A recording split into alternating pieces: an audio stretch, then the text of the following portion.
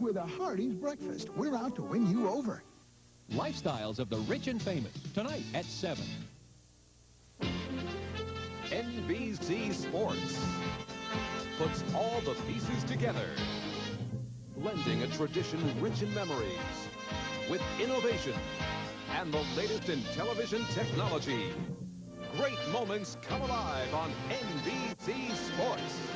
Baseball is just ahead, as most of you will see Pedro Guerrero and the Los Angeles Dodgers on the road at Riverfront in Cincinnati to face the acrobatic, power-hitting Eric Davis and his Cincinnati Reds.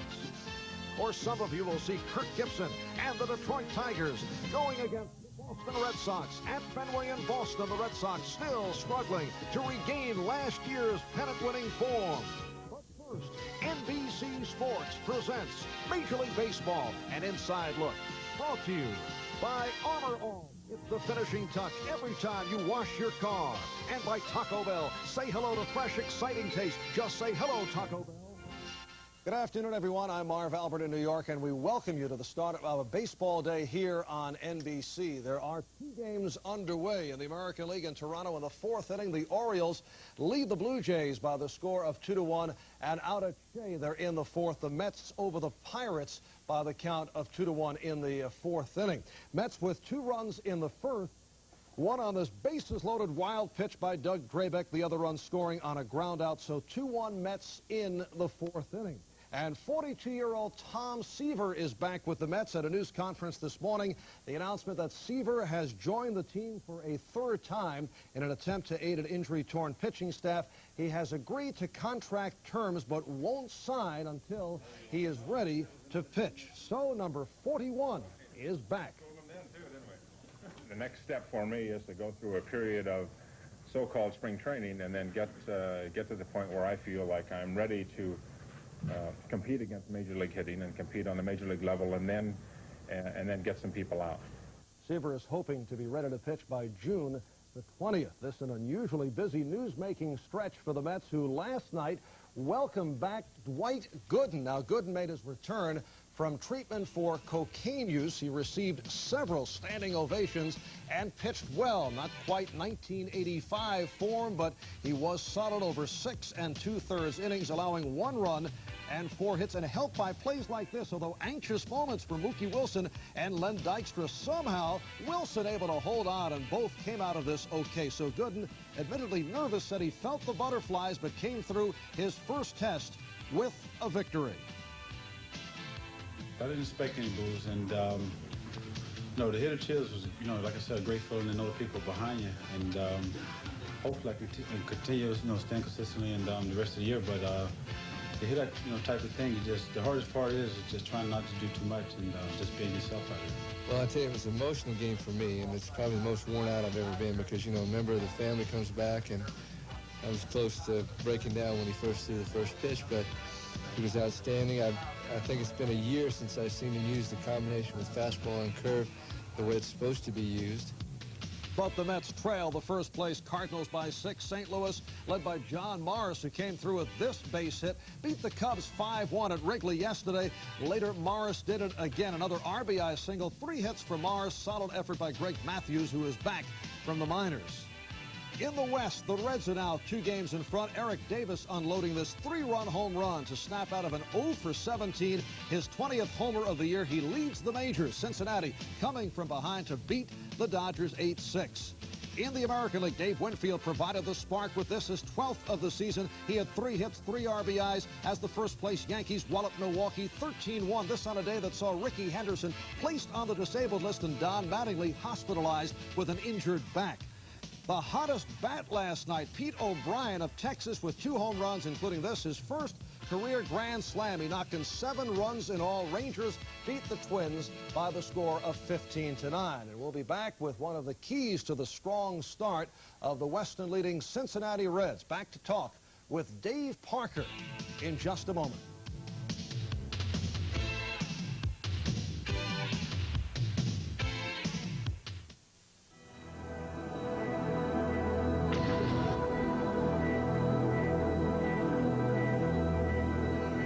To make the perfect spark plug, last year a champion, we rejected over 500,000 imperfect ones. Everybody makes mistakes.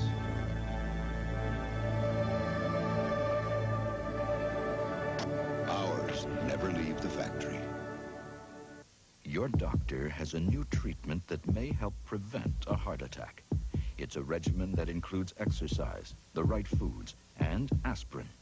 Studies with people who have had a heart attack or unstable angina show aspirin helped reduce their risk of a second heart attack and saved lives. Ask your doctor how aspirin can help you. This message brought to you by Bayer, the wonder drug that works wonders. Only you. Just because you've washed your car doesn't mean you're finished. After each wash, you need some Armor All on the dash, the bumper, and especially the tires. Armor All, it's the finishing touch every time you wash your car. You're my dream. And now, introducing Clean Start, the new cleaner which safely removes tough dirt. Clean Start, only from Armor All products. Welcome back to our New York studios, and let's take a check at what happened in baseball this past week. Last Monday in Cleveland, with Phil Niekro on the mound, the Indians beat the Tigers 9-6, making the Niekros, Phil and Joe, the winningest brother combination in baseball history, a feat that brought their mom out to Cleveland. The Niekros with 530 victories, passing by the brother combination of Jim and Gaylord Perry.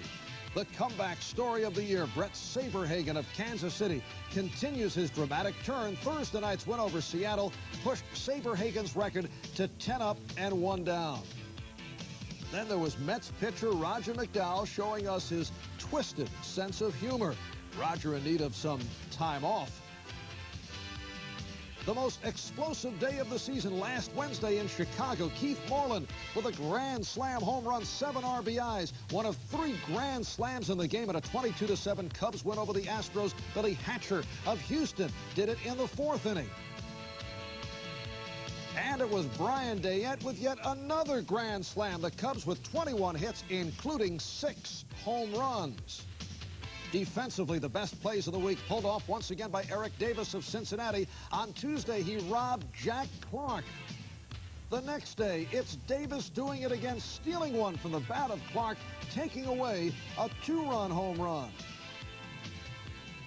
And Eric Davis and his Reds are on top in the West by 2 games over the Giants, and a man that Davis calls Pops. 15-year veteran Dave Parker has played a significant role in this year's success of the Reds. Dave hitting at a 400 clip the past couple of weeks, and he has joined us from Cincinnati. Now, Dave, you're the guy that gave Willie Stargell the nickname Pops during your days with the Pirates, and now Eric Davis has passed it right on to you. Oh, that's true. Willie once told me when I nicknamed him Pop that he said that eventually a kid is going to walk up to you and say you were my idol in junior high school and start calling you by Pops. And it happened with Eric Davis. I know 2 years ago you looked to settle down Eric Davis, who at times would be high-strung, yet you try to light a fire under Nick Osaski, who required a little push. Are you now a father figure? Well, I guess they kind of look at me as being the guy that's been around 15 years, and I guess that kind of, my seniority kind of carries a father figure, but I'm the type of guy that just goes out and try to stabilize this young talent and show him what it takes to win, and I think with the other veterans, Buddy Bell, David Concepcion, Perez, and Rose's help, I think we've done pretty good with that. All right, last weekend, you heard the boos and the taunts pretty good from the fans in Pittsburgh, where you played for 11 seasons. Then on Sunday, you hit one out to snap that 2-2 tie, and I know you enjoyed running out that home run. In fact, we have a tape of it. Let's take a look at it, and we've also put the clock on your home run trot, which you will not see, but here it is. I should point out that the American League record for a home run trot is held by Reggie Jackson. I think it's 3 hours and 10 minutes. 3 hours and 10 minutes. Yeah, this one could be right there. Were you trying to show up the Pirates and their fans? Well, not necessarily show up, but it was a response back to the fans. You know, they got in their shots for the first 2 days there, and it was just my response to their boos were just taking my time and going around the bases. The intent is never to show up a pitcher, but I think that trot was basically in response to what I received from the fans the first 2 days I was there. Well, it was, let's see, 30-plus seconds. What about that wide turn at first? I'm told that last year you hit one against the Pirates, and your turn was so wide, you nearly ended up in the dugout. And you have a name for that. Is there a nickname that you've come up with? Well, I call it the Thing.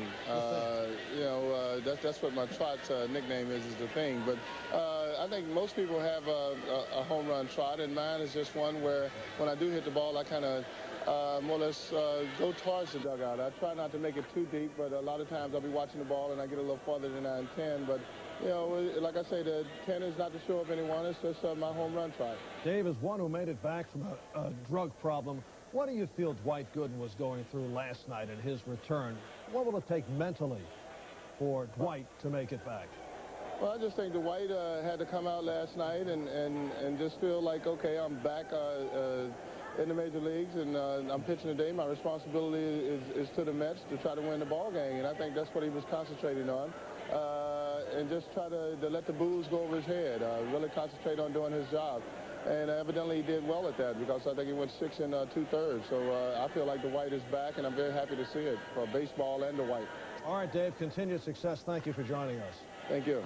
All right, the man they call the Cobra, Dave Parker of the Cincinnati Reds, will be back with the wild and the wacky in the world of baseball when we come back.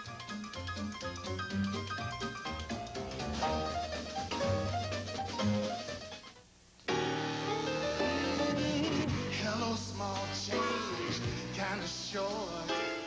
Taco Bell is just your sort. Did you know that for 99 cents or less, you can get nachos, burritos, tacos, lots of great tasting food, all for under $1, and all at Taco Bell. So if you've got some small change just lying around, Hello, Taco Bell. A leading consumer magazine has just cleared the air. Of all oil filters tested, the new Fram Wear Guard was rated best.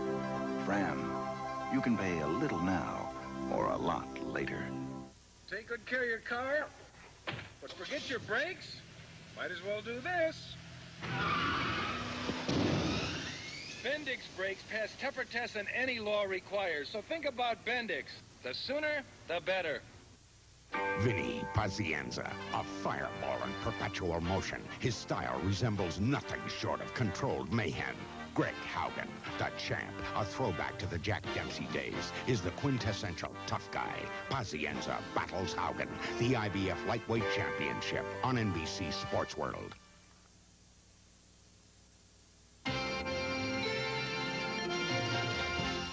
I'll be honest with you. I don't know why you're interrupting the show just to put me on to talk about baseball. I don't like baseball. I never liked baseball. I think you have to be nuts to watch a game where people could only afford one ball. 9 people are fighting over it, and they're all running around just to get back where they started from, all because of one ball. Get 9 balls and keep your mouth shut. That is the red-hot Jackie Mason, who always has a way of capturing the moment, which leads us to a look back at the wild and wacky in the world of baseball for the month of May, as compiled, as always, by our crack staff, what we call the Albert Achievement Awards. We open with pitching problems. The comebacker to Bobby Thigpen of the White Sox loses the ball and his footing. Dan Petrie of Detroit with a slip pitch. Hatless Ed Lynch of the Cubs has some difficulties, and a very elusive hat providing a workout for outfielder Dave Martinez. One of the peculiar moments of the season, Roger McDowell of the Mets, upset about this play in disgust, tried to pound the ball into his glove and nearly threw it away with runners on base. Let's check out the defensive end. The ground ball to the Giant shortstop, Jose Uribe, who is able to stumble his way to the double play. Wade Boggs with the pop foul. Here comes Darryl Boston of the White Sox into the stands. A sensational catch. And how about Mitch Webster of the Expos going over the railing and holds on? We had our share of embarrassing moments. A pop-up that led to an adventure for Greg Brock of Milwaukee. Then there was Matt Young of the Dodgers with a throw that is high and wide. And some San Diego confusion. Joey Cora on the back pedal meeting up with teammate Shane Mack, but Cora hung on. The best attempts the past month. Eddie Murray of the Orioles with the pop-up. Doug DeCinces of the Angels to the photographer's box and gets caught. Dale Murphy of the Braves with a couple of shots at this one to no avail. And there was Mike Greenwell and Ed Romero of the Red Sox. We conclude with the unusual San Diego pitcher Eric Shaw with the graceful departure. Tony Gwynn with some problems with the weighted donut on his bat. Finally, watch the base runner Ozzie Guillen of the White Sox, who apparently did not appreciate the attempted pickoff, so he lets first baseman Bill Buckner know how he feels about it. Yes, the wild and the wacky over the past month in baseball. And we are closing in on game time. Thanks for joining us. I'm Marv Albert in New York. Let's go to the ballpark.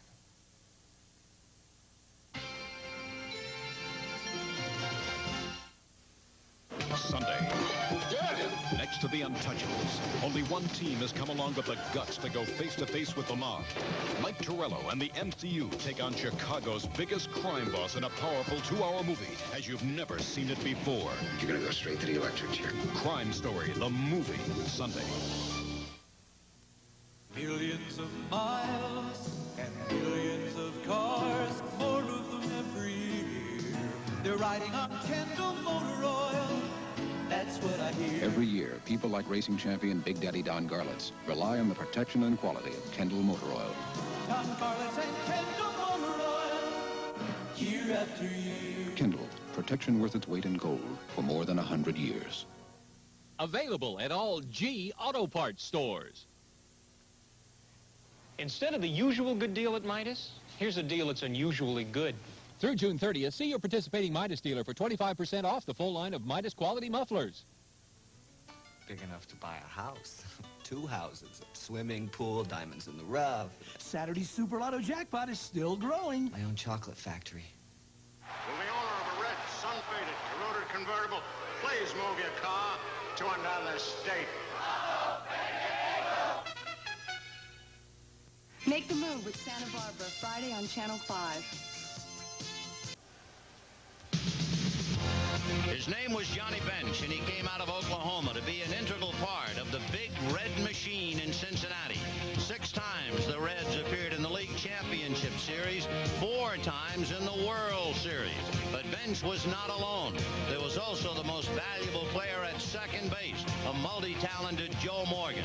The Reds, now managed by Pete Rose, who was also a mainstay, won 2 World Series in 1975 and in 1976. And the spirit of the Big Red Machine is alive and well today in the person of 25-year-old Eric Davis. Born in Los Angeles, but coming alive in the city at Riverfront, Eric Davis, wearing number 44, steals bases as he did last night. He stole second and third. Hits home runs. He has hit 20, even to the opposite field to win games, as he did last night. Eric Davis leading the 1987 vintage Big Red Machine. And the Reds meet the Dodgers at Riverfront.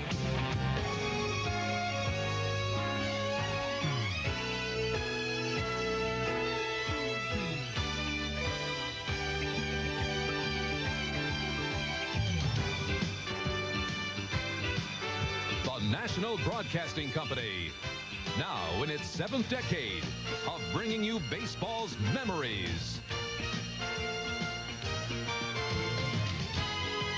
Baseball's milestones. Baseball's majesty. And baseball's magical moments.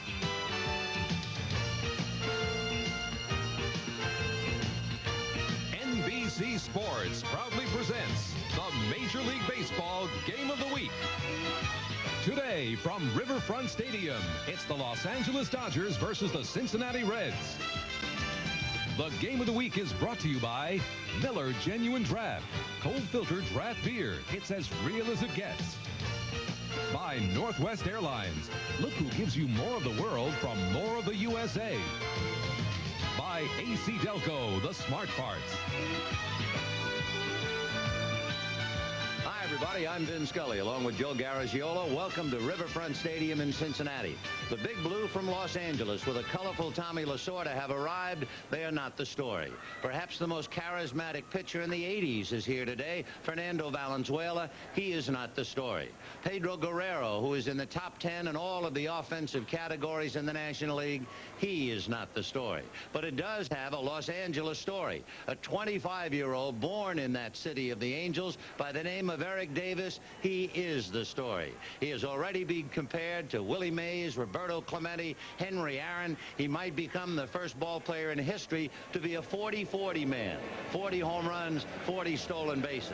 He already has 20 home runs. He has 23 stolen bases. He has knocked the city of Cincinnati and the baseball world on its ear. What's it like to be Eric Davis? Let's find out and go to Joe. Okay, Vin, I'm standing with the man. Eric, with all the hype, the comparisons to Willie Mays and everybody else and all the hoopla, how can you just play the game? Well, it's not that much problems for me because I just try to go out and do what I have to do and not live up to anyone's expectations but my own, which is to go out and give 110%. But even last night, they put your picture on the big screen and you got a standing ovation. You were seated in a dugout. How do you put it in focus? Do you get some help from somebody? Well, I get a lot of help from the veteran guys such as Dave Parker and Pete Rose. We have Tony Perez and Dave Concepcion, and all those guys have been around. They've had their share of successes in the game, and they just tell me to just maintain my composure, not worry about it, and just go out there and play hard every day. We'll be watching you today. We'll be after them. There it is, Vin. So it's Eric Davis, a long, slender drink of water who looks like a basketball player, could even be a defensive halfback, but instead wears 44, the number worn by the great Henry Aaron, with distinction and pride and some glistening credentials. We'll get to the starting lineups and find out more about the Eric Davis story right after this.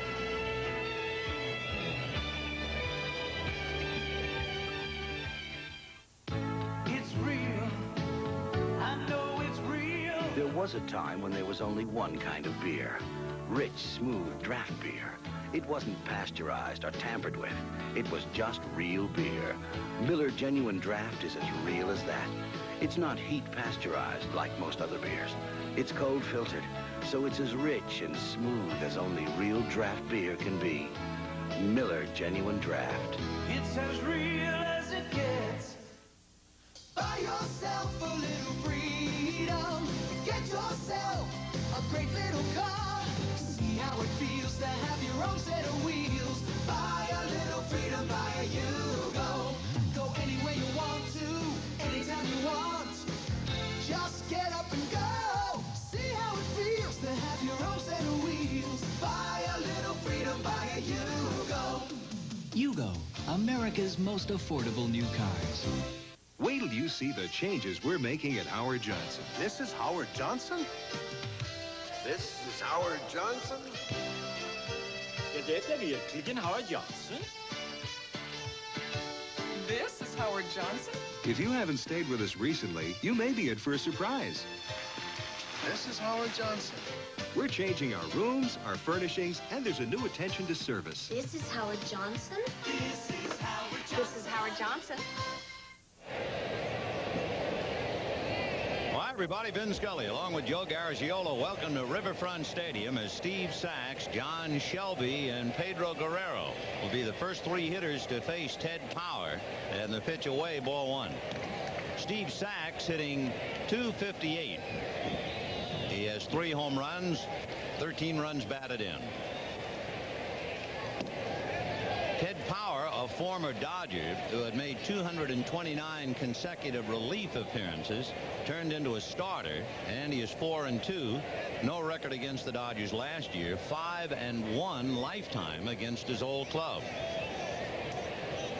The Reds playing exciting ball. They have won 3 straight, 6 out of 7 and 8 out of 10. They're in first place, leading by 2.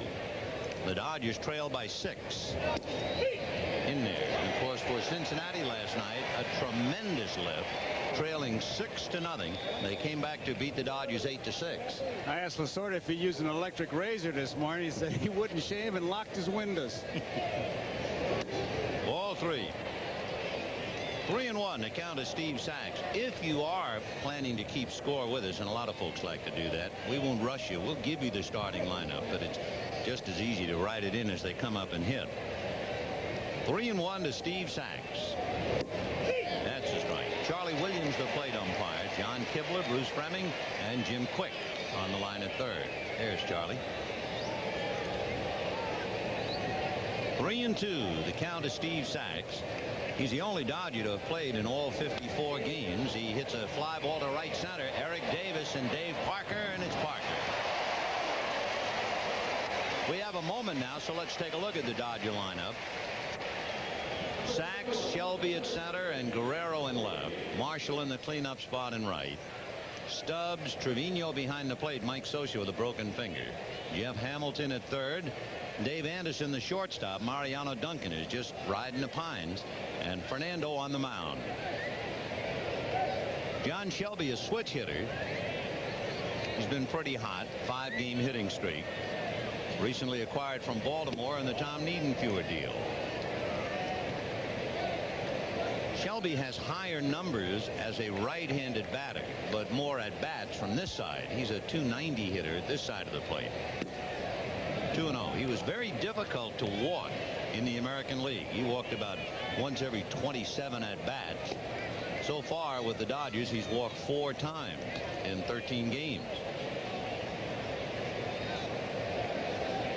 Just the start of things. 1 out, first inning, no score.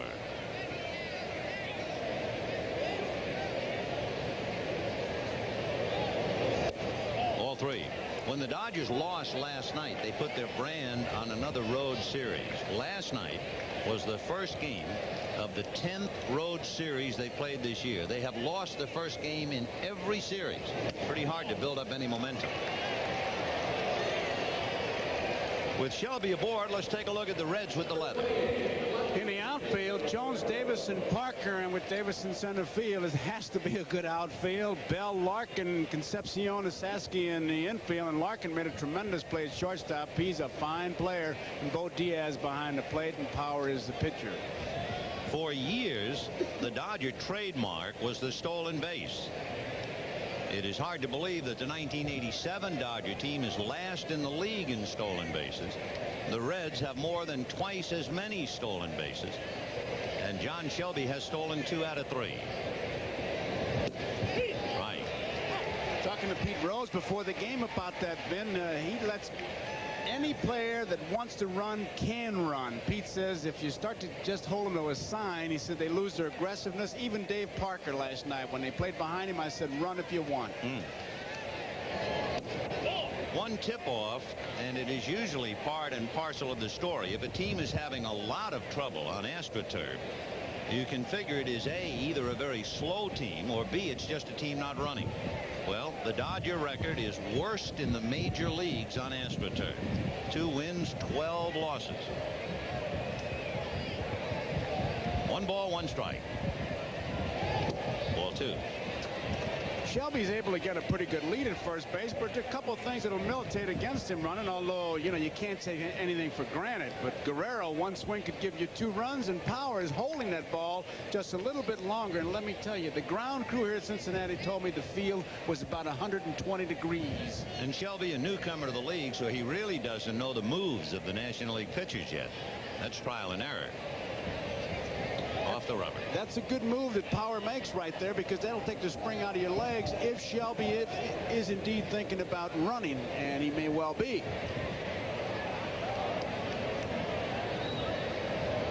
Guerrero, of course, at the plate, 14 home runs, 43 RBIs, and we'll see about Power freezing Shelby. Ground ball to shortstop. Larkin over to Concepcion, low to Saski in time for the double play. So Guerrero grounds into the double play, and the Dodgers come up empty. And at the end of half an inning, the Dodgers nothing, and the Reds coming up. Mobil 1 synthetic motor oil. No matter what you drive,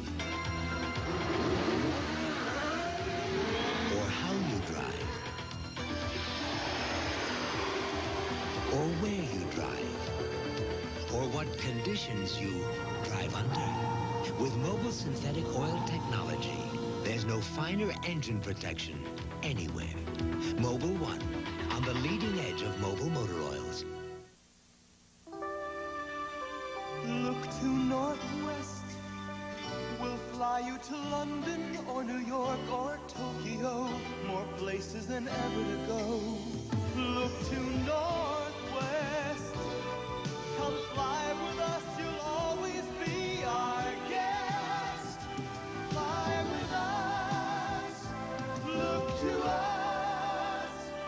Northwest.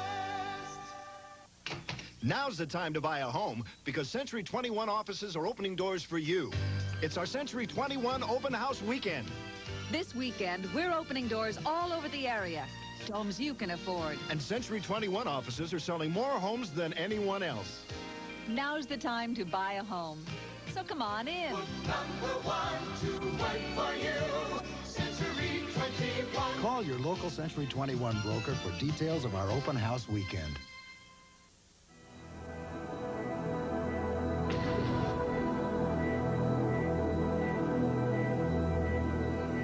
To make the perfect spark plug. Last year at Champion, we rejected over 500,000 imperfect ones. Everybody makes mistakes.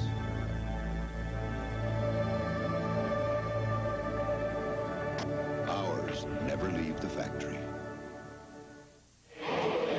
The Reds coming up with Tracy Jones, Barry Larkin, and then Eric Davis, followed by Big Dave Parker, Buddy Bell, and Nick Ossowski. The bottom three, Bo Diaz, Davey Concepcion, and Ted Power. Fernando Valenzuela is 5-3. No record, 5-6 lifetime with the Reds. He does not have a victory on AstroTurf. He is 0-3. The 21-game winner last year, who turned in 20 complete games. A little nubber up along first base, foul ball. There is some concern about Fernando, and you can see why in his last 6 starts, an earned run average of almost 5. There are those who say, like Keith Hernandez, he doesn't throw as hard as he used to. There are others who say he just doesn't have the great control he had. But there is some question mark about him as compared to the 21-game winner last year. Tracy Jones is a youngster from the Los Angeles area, went to college at Loyola Marymount, and having a big first year in the big leagues. His dad played in the Boston Red Sox organization. Ground ball back a third. Hamilton set for the long throw. Got him. One away. That's as good an arm at third base as you want to see. He really comes up with that ball and fires. Tommy Lasorda said last year while he played, he thought he was the best defensive third baseman in the National League. The rest of that infield is Anderson at short, Sachs and Stubbs. The outfield, Guerrero, Shelby, and Marshall. Trevino behind the plate, and Fernando on the mound. Here's Barry Larkin, who is a Cincinnati boy. Went to Moeller High School. Takes ball 1. And, of course, it points up the fine crop of young talent they have here. Barry was a member of that great U.S. Olympic team in 1984. 1-1 with Larkin and Kurt Stillwell alternating in the infield sometimes, with Tracy Jones and Cal Daniels in the outfield. Then you add an Eric Davis in there. Of course, for the Reds, it's always been kind of feast or famine. In the last 15 years, the Reds have either been 10 games over 500 or 10 games under 500. But now, with the 24 players on the Cincinnati team, 30% of them, actually 33, 8 of the players are first-round draft picks. So the youth movement is here, and Pete Rose has them moving. Last year at this date was the beginning of the turnaround. You know, we hear so much about Eric Davis, Vin, but he's another one of those 5-year overnight sensations. I mean, he just didn't pop on the scene. He's been playing, and a lot of scouts say they knew all along, but the honest ones will tell you he's been a big surprise. Well, I had said last night to Pete Rose, I said, what took you so long to discourage Eric Davis? And he said, well, it didn't take me long, but he said he was striking out 1 out of every 3 at-bats, and we thought that wasn't right. He better go back to the minor leagues and learn how to make contact. High fly ball, hooking down the left field line. hooking, and going foul. So that had enough distance. He did not sting that ball either. It sounded like it came about off the trademark. In batting practice today, I was surprised by the way the balls were jumping out. And, you know, the old juiced-up ball controversy came up again, as it always does every week. Larkin has 4 home runs. Last night, Steve Sachs hit a home run, and his arms were bent at the elbow. I've never seen a fella I have a asked bad about hit. that. I was watching it, and you know what? They had that play on where he squares around the bunt, and if they charge, he's supposed to hit it, and when they charge, he hit it and hit a home run. Home run. That's why his arms were like that. I know. There's a fly ball to right field. Marshall is there. By the way, and certainly our fine cameramen don't need any excuse, but we should bring up something very early, almost a preamble, as Eric Davis comes up. The AstroTurf here at Riverfront is worn and faded, and on a bright, shiny day like today, it is extremely difficult to pick up the baseball. It's okay playing, but it is really hard looking down on the AstroTurf and finding the ball. Well, here he is, and look at those numbers. He was 0 for 17 when he hit a 3-run home run to win the game last night.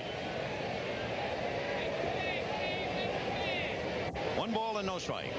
Fouled away. One of the tip-offs on the ball players, watch him during practice, be it infield or batting practice. Eric Davis, during batting practice, his first time up, tries to hit every ball to the right side. He just wants to get the feel of the ball on the bat. Second time up, he's hitting it through the middle and the right side, and the third time he takes swings, he just is loose. Ground ball to the hole, base hit into left field. So a 2-out single by Eric Davis. You know, there's a lot of talk about him being a Triple Crown winner. The last National Leaguer to win the Triple Crown, as we look at that stroke again, was Joe Medwick in 1937. And Medwick was the same age as Eric, 25. One of the things in the swing that he's still working on, and with that shot you saw it, how he drops his hands. They want him to take the hands straight back, but he kind of pumps them. But when you're hitting baseball, that's called a trigger mechanism. Going to slump, and it is an old-fashioned hitch. Well, this is baseball's answer to the horns of a dilemma. One horn is Eric Davis with 23 stolen bases at first. The other horn is Dave Parker. We gave you that note about Eric Davis being the player of the month, back-to-back months, April and May. The last player to do that is at home plate, Dave Parker. Eric, with 23 stolen bases, has been caught only twice. Fernando has an excellent move. He's got a good lead, too. He's got at least a foot on its surface. That's the commercial move. He's just trying to lull him. That's not his number one, I'm going to try and get you pickoff move. Look at that lead. Confident. Yeah. Boy, and how when you see the right foot that far out on the rug. You got it. That's a confident runner. Last night, in a blink of an eye, Eric stole second, and before you knew he was at second, he stole third. When I asked Billy DeMars about that, he said he's got both of them on the artificial surface now. Wow. That's telling the pitcher I can run if I want to. Oh, you like that. I like to see that in players. That's what they call inner arrogance. And good ones have it. He as much as said to Fernando, put your best move on me. I'll put both feet on the surface and you still won't get me. Fernando has picked off 3 runners. So this is a little battle within the fight. And he goes. Pitch is high. The throw is late. 24 stolen bases to go along with his 20 home runs. And that was as much a message as if the Western Union had delivered it. Eric Davis was saying to Fernando, I don't care what you do, I'm going. He even broke back. He did not. He was leaning back to first base, and he makes it, I would say, easily. Remember, Pete Rose gives him the green light. He has a no-run sign, but you can run anytime you want, and he ran off second last night. Hard to believe he is that close to Vince Coleman while hitting 20 home runs. That's why we said at the start he might very well be the first player in baseball history to steal 40 and hit 40 home runs. If you're wondering what a franchise player is when you see it in the print or hear us talk about it, that's Eric Davis. Pete Rose said 2 things about him.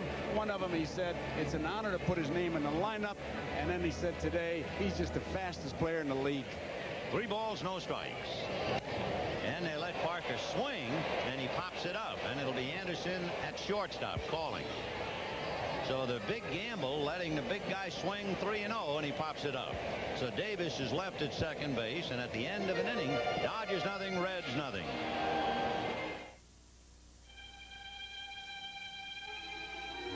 Introducing the new 35mm automatic one-touch from Nikon. It puts great photography at everybody's fingertips. Only you. Just because you've washed your car doesn't mean you're finished. After each wash, you need some Armor All on the dash, the bumper, and especially the tires. Armor All.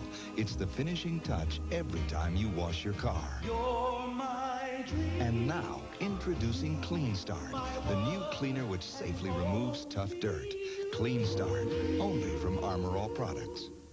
Hi, I'm Mr. Goodwrench. I was GM trained in Chicago. Hello, Mr. Goodwrench. Got my GM training in Terrytown, New York. No matter where he lives. Phoenix, Arizona. Portland, Oregon. Mr. Goodwrench can get something not just any mechanic can get. GM training. Got my GM training in Oklahoma City. I was GM trained in Atlanta. GM has training schools all over America. Miami, Florida. Buffalo, New York. Memphis, Tennessee. So no matter where you are, Houston, Texas. no one knows your GM car better. No one. After all the action, nothing cuts through thirst like Gatorade Thirst Quencher. It speeds in fluids and minerals and supplies energy to working muscles. Gatorade is thirsty for that deep down body thirst.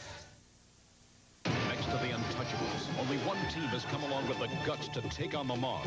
As you've never seen it before, Crime Story, the movie, Sunday. A long-range needle from the Dodger dugout. That's Oral Hershiser with a picture of Joe Garagiola's playing card. And they're chewing it up. Nice going, Oral. Cincinnati means something to you. Isn't it a little special here? Yes, I played my first Major League game here, Vin, and I also hit my first Major League home run. Too bad we didn't have videotape to save it. I would love to show it to you. Here's Mike Marshall. Ground ball wide to third. Buddy Bell is right there to throw him out. One pitch, one away. Buddy Bell, chip off the old block. Of course, his dad, Gus Bell, was a great player for the Reds in the 50s, an outfielder. Supposed to be here in the ballpark, but I can't find him. I know a lot of the Pittsburgh fans would like to see him again, especially with that big centennial coming up at the end of the month. Boy, that's a dream come true, isn't it? You're a father of a youngster. He becomes a big league ball player like you were, and he is now traded to the team that you played for in your town, etc., etc. Wow. And with good numbers. Franklin Stubbs, with a 10-game hitting streak, has pretty good numbers. Ball one. Stubbs hitting .291, and of course a bit of sock. He had 7 home runs in the month of April, no home runs in May, and he has hit 3 home runs in June. So a total of 10. 1 ball, 1 strike. That's the pitch that really gives him the problem. The one that's down and in. It's almost like it's a blind spot for him. Or down and away. And one of the big reasons is his physical makeup, the way he hits. Tell you what, if you can watch his back, he is, Lasorda calls him a straight-backed hitter. In other words, he's not bent over. Consequently, he has a lot of trouble in going after that ball down because his back is almost ramrod stiff. Hamilton, the Dodger third baseman, is really a stiff back guy. And he's caught looking stiff back and all. Shakes his head, but that's not going to get it. 2 down. So Ted Power, who struck out as many as 11 in a ballgame this year, nails Stubbs. And now Ted goes to work on Alex Trevino, who spent almost 3 years here at Cincinnati.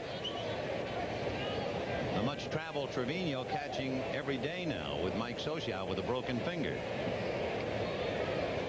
At one stage, the first 3 games he played against his old team, the Mets, he went 6 for 12. Right. He's had a sore arm, a sore shoulder.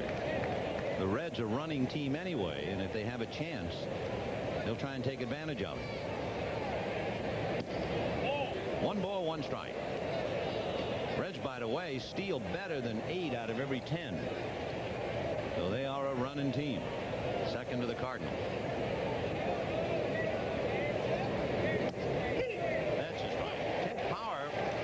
with the Dodgers in 1976. He was eventually dealt away, and now he's come back to haunt them.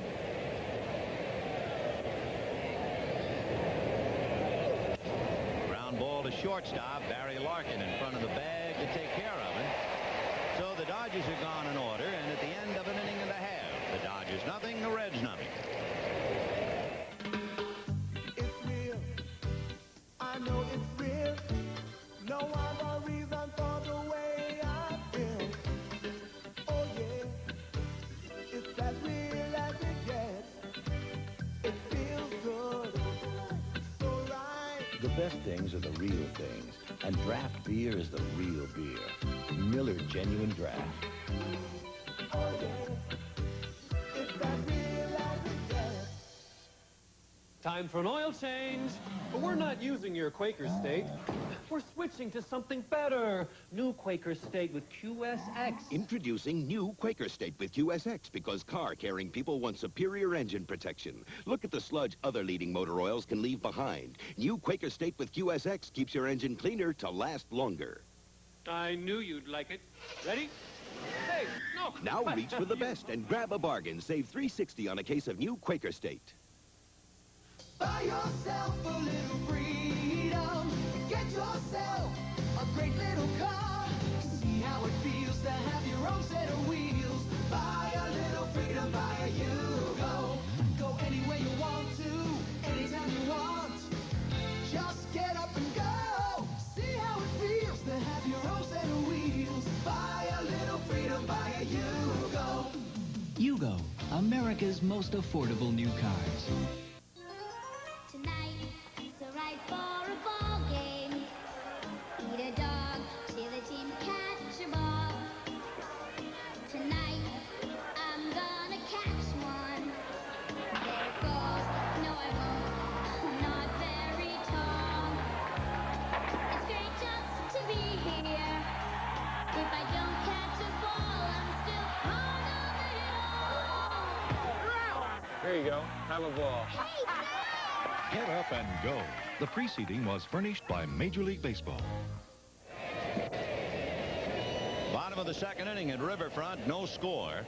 Buddy Bell, Nick Osaski, and then Bo Diaz, all right-hand batters. In fact, the lineup is stacked with right-handers except for Dave Parker. Bell hitting .300 right on the button. He had a streak going, a hot hitter, until he pulled a hamstring. He had a 16-game streak, pulled a hamstring on the 11th of May, and made his first start last night. Legs are heavily wrapped, and he does not have much running speed at all. Easy out on the ground ball. One down. A lot going on today. Let's get an update from New York and go to Bill Maxwell. Thank you, Vin. Bottom of the first in Boston. Wade Boggs with a man on against Frank Tanana. Boggs takes it over the wall and right. And remember, Wade Boggs has never hit more than 8 home runs in a single season in his career. That for Wade is number 10. 2-0, Red Sox.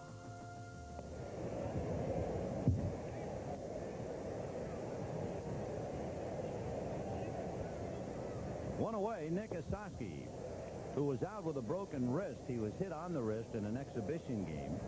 Went to Nashville, has returned, and has been a hot hitter. He was activated the 19th of May. A shot down the left field line, foul. I was watching him during batting practice, and you can really see when you take a close-up, he has got big, big hands. I mean, those are meat hooks.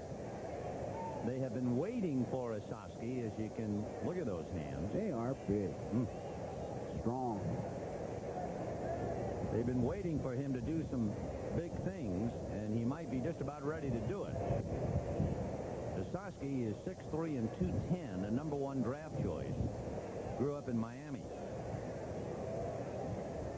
He has hit as many as 21 home runs for the Reds. Now a one-out pass will bring up Bo Diaz.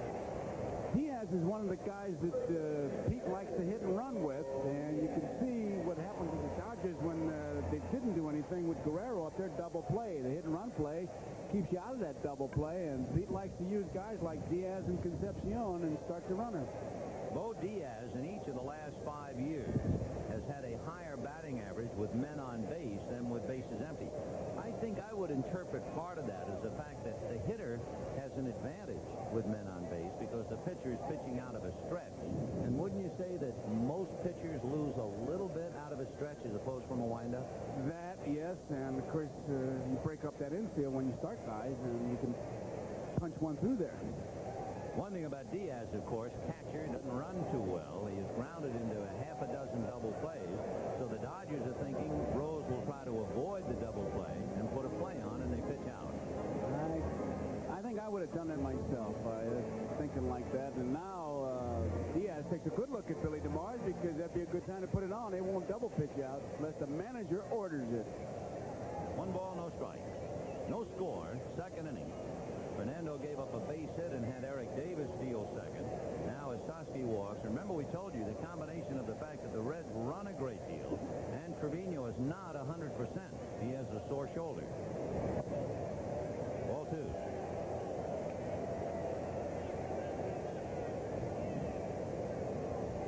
He has taken a good look at DeMars. He'd like to know, is the play on, or are you going to let me hit 2 balls and no strikes? Managers control 3-1, 3-0, and 2-0, and a lot of times they'll just turn them loose and let them have a good swing. Bo was hit in 6 out of 7, and he has his swing and hits it foul down the right field line back into the crowd. Right now, I would say bet the house, but I've lost 3 or 4 houses since I've been working with you. I'm in a real estate way now. I've got so many of your houses. Okay, I'm going to bet the house that the hit and run plays on this one. Yeah, I would too. You going to go along with it? Yeah, this time I agree. Okay, all right. We bet 2 houses? We swap houses. Okay. 2-1, the count to Bo Diaz. We'll watch Sosky. There he goes, and the pitch foul back. We had that locked, you know. Had it locked. 2-2. He got a late start, too. There's nothing that Trevino could do. 2 balls and 1 strike when they play hit and run. You really boxed in unless you're absolutely sure that you have the steal sign. You're not going to pitch out. And Sosky has not been involved in a stolen base this year. He's not that kind of a player. 1 out, second inning, no score.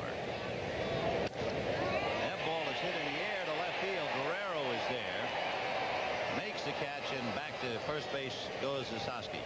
I'm not so sure he saw that ball that well. I'll tell you, the fellow who helped me when the ball was hit, Jeff Hamilton, pointed to him as if to say, you're going to your way. Yeah, well, that's what an infielder should do, and Guerrero looked like he just wasn't sure of it. Look at him. He's feeling for it. He really is. Now he's got it.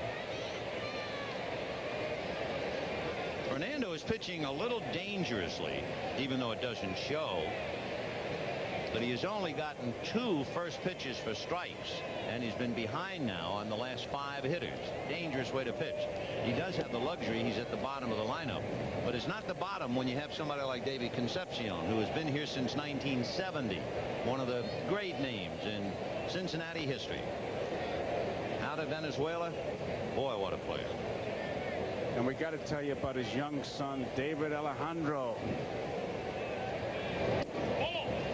First thing he told me, he said he led the little veterans little league in hitting with .450 average and was voted the best first baseman, and I said he must get his power from his mother. He was born in a good year. His son was born in '75, a year that the Reds won the World Championship, beating the Red Sox. 2-1, the count of Concepcion. Fernando Valenzuela. You know, I can remember that, Vin, because I was on a Cincinnati bus going to the World Series, and Patuca Perez, Tony's wife, was helping take care of David and the little guy who was there. Imagine that, how time flies. Yeah, and how. Both boys are named David. David Alejandro and David Eduardo. Eduardo's only 5.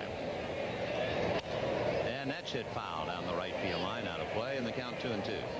Concepcion, since 1970, played with this man, another great name in Cincinnati and baseball history, Tony Perez, or as they would say, Perez. Good guy, good guy. Tony from Camagüey, Cuba. And that's hit in the air. Marshall falls down, comes up, makes a sliding catch, and And let's see if he's all right. He went down twice, once for the mandatory 8 count, but he came up with the ball. So Marshall wrestles that fly ball to a draw. Scoreless at the end of 2. We'll be right back after these messages from you. This A-team is murder. I killed Colonel Morris. I helped him do it. It was all 3 of us. Will it be the dungeon or death for the A-team Sunday? Want to go bowling? I'd be delighted.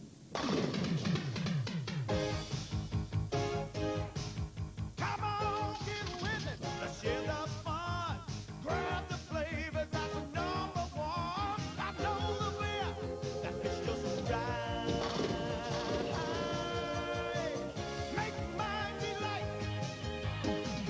Make mine delight. Make mine delight. All right, class, and You're watching a class of bank officers No. being retrained in the latest techniques. No. But for some of them, it takes time.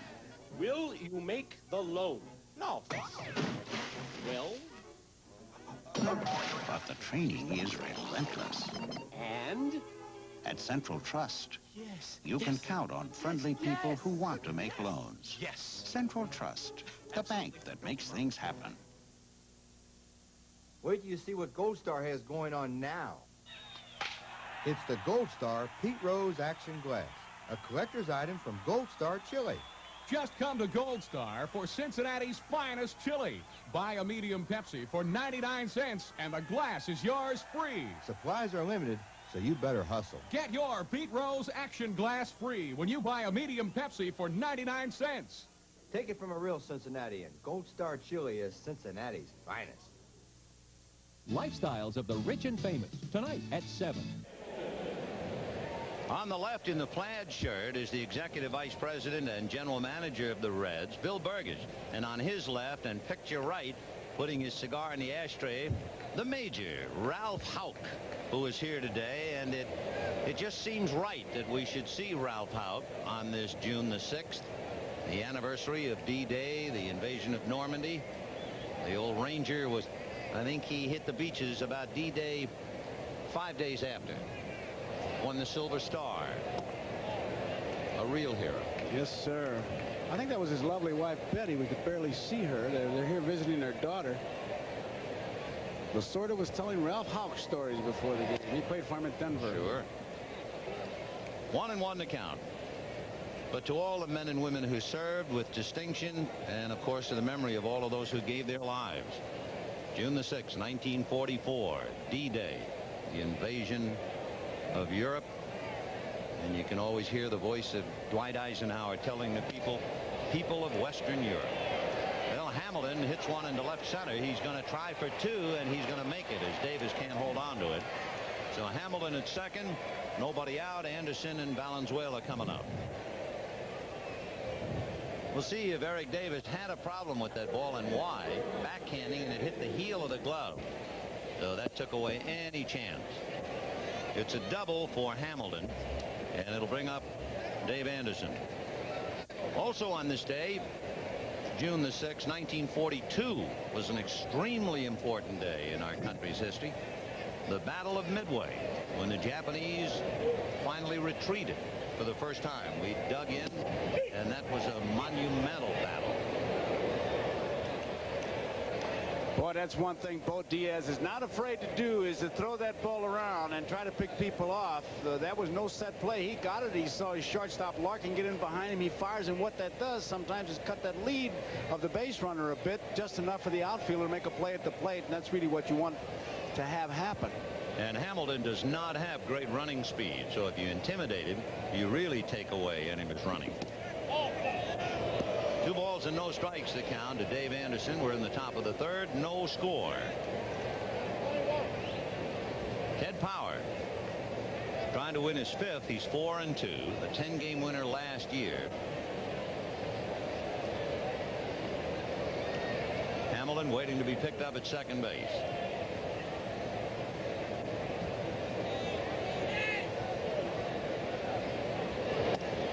This is a very important time. Although you say, well, it's only June, but this is an extremely pivotal month, because for the next 25 games, you stay within your division. So So the Dodgers and Reds each have 25 games with strictly Western Division teams. It's a time where if you are wallowing, you might make a move and get back into the race. The Reds, of course, are leading by 2. They'll be playing the Giants starting Monday. The Dodgers are trailing by 6. They're trying to get something going, and they have 25 games to do it. However, the other thought is, if you don't get it done, you could get buried in those 25. You could be wallowed out. All for to Anderson. So Ted Power gives up the double and a walk, and now Fernando Valenzuela, who is a good hitting pitcher, coming up. That's when you really have to settle down your pitching, because that's absolutely bad pitching. Because now Fernando bunts him over, he executes properly, and not only does he get him in scoring position, he gets in out of that hot sun. You want that pitcher to be on the bases if possible, or at least run some. But it's a setup now for Valenzuela to get the job done and really get a reward. Fernando strikes out about 20% of the time. That makes him a good hitting pitcher, and he has sacrificed twice. He might be allowed to swing. We'll see. Oh, man, Vin, don't say that. Well, they shorten up with the Sosky and Bell. There you go. Yeah, but that was at well, it's a decoy, but he's still swinging. Yeah, but they tried so hard. Wait a minute. You owe me a cottage, if not a house. No. You can. Well, he swung. You cannot let the man hit in that particular spot. They broke so soon with what the play. The play is really termed with an obscenity. Joe, wait a minute. Take a look. Is the man bunting or is the man swinging? Well, that kind of swing. What? But well, I want a cottage by the sea. God, he should be bunting is what he should be doing. They put the play on, and Lasorda, I'm sure, says if they're charging hard, you have the option to swing away. But man, sure, dig out from under. No. 0-1 to count. Well, then it's bad managing if you let him hit. 0-1 to Fernando. Now he's bunting, and it's going to be a foul ball. 0-2 to Fernando Valenzuela. So Hamilton doubles, Anderson walks, and Fernando up there, no balls, 2 strikes. Now what would you do? Well, I don't think he'll bunt. Well, now isn't that something? There goes Lasorda. He's already given the sign. No, that's got to be decoys of all kinds. For me, I tell you, he's bunting. And for you, he's not. No, I don't say that. I don't say he's not. You mean you want me to actually manage? Yeah. Oh, hey. We're just guessing what the manager's going to do. Oh. I say bunt. He's swinging. There you go. Ha, ha, ha. He got his man, and you owe me another cottage. I didn't bet you. You're a terrible manager. No, I didn't bet it. Weaseling out. Well, let's go to Bill McAtee and clear the air.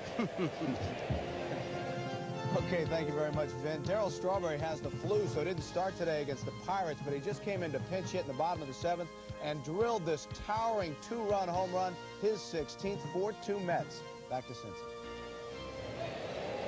Well, and talking about Darryl Strawberry hitting a home run, it brings up the fact that Eric Davis has taken 4 home runs away from National League hitters with leaping and some say impossible catches where his glove went way above and over the wall. He did it to his good buddy Darryl Strawberry. He did it to Jim Morrison of Pittsburgh, and twice for good measure he did it to Jack Clark of the Cardinals. Here's Sachs with runners at 2nd and 3rd. 0-1. Sachs flied to right in the 1st inning, hitting .257. He did it back-to-back to Clark. Can you imagine that? Hitting one out the one night and having it robbed and come back the next night? Ugh. 1 ball and no strikes to Steve Sachs. Hamilton at 3rd. Anderson at 2nd. In there. 1 ball, 1 strike. Sachs hit a home run. And when he came into the dugout, Lasorda put his arms around him and said, don't let it happen again. Sachs then went into a slump where he was 1 for 20. He came out of that by hitting a home run. 1-1.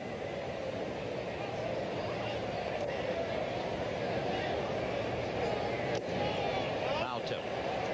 If you're wondering, in this kind of a spot, Sachs does not have a sacrifice fly ball.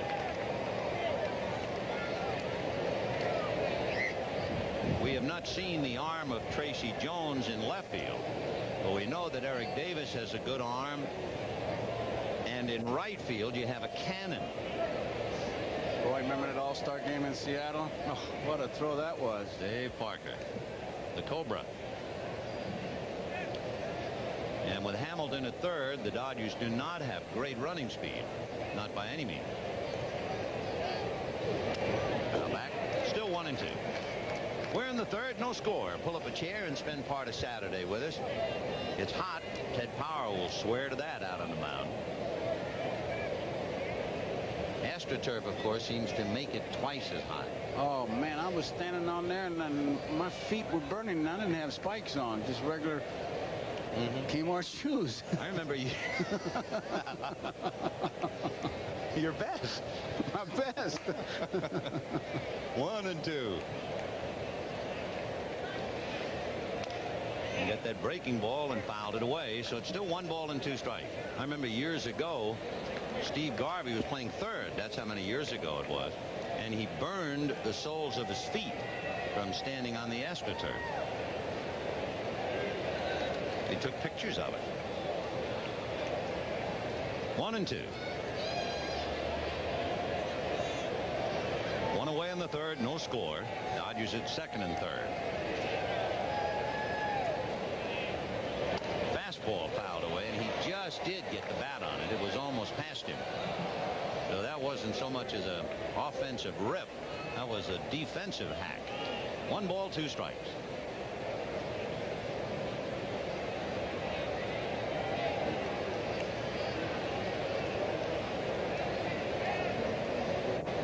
We're in the third, no score.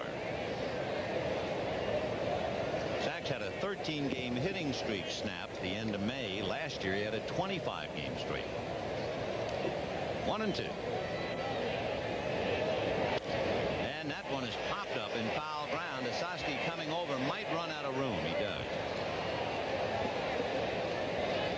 Riverfront Stadium in Cincinnati opened up in 1970, and that was the beginning of the dominant years from 70 certainly through 76.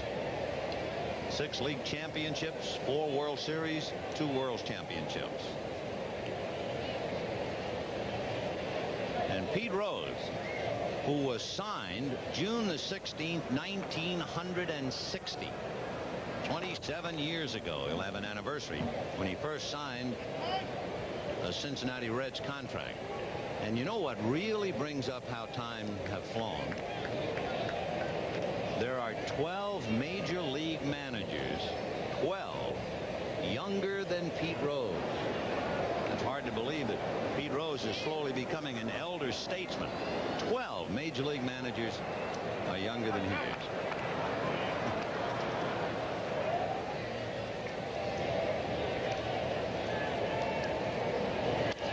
That's a ground ball to the right side. Handling it is Concepcion. The run scores. Anderson takes third. If you're wondering, just to conclude the Pete Rose note, he's 46 years old. Let's check some scores. What we do have, Pete was 46 on the 14th. That's his number. Well, there's a good number for Baltimore, trying to slow down Toronto. 5-1 in the 7th inning. The Mets, thanks to Darryl Strawberry, leading the Pirates 4-2 in the 8th. And of course they got a big lift from Gooden last night. Wade Boggs lifting the Red Sox to a 2-1 lead against Detroit. Strike to John Shelby.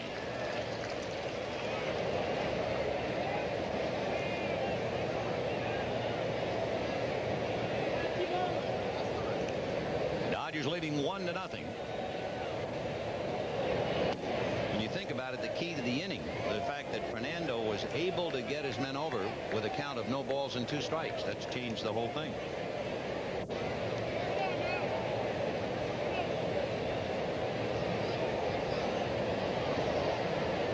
One and 1. 2 balls and 1 strike to John T-Bone Shelby. Diaz is one of these catchers that gives the umpire a real good view of the pitch, and he'll move at the very last minute so he doesn't tip off the location. Little foul out of play.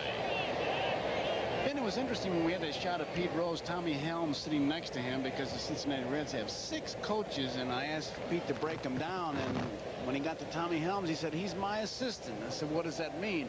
He said, well, he's there like Bill Scherger used to be there to remind me of outs who's coming up, and so we don't overlook anything. Pretty good idea. And how? He doesn't miss much. 1-0 Dodgers, top of the 3rd. And Shelby goes down. So that's the second strikeout for Ted Power. The Dodgers get one and leave one at 3rd. And at the end of 2 1/2, 1-0 Dodgers. I've been shot at, shot up, and shot down. So I don't take chances on anything. I won't touch a filter that isn't from AC. Why mess with air filters that can't go for up to 30,000 miles? Or oil filters that can't deliver up to 15,000?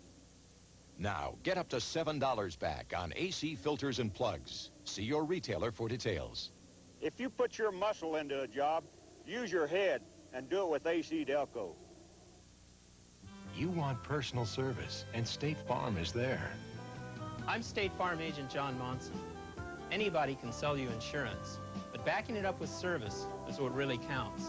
When my customers need any help with their auto, home, life, or health insurance, or they have a claim, they come right to me.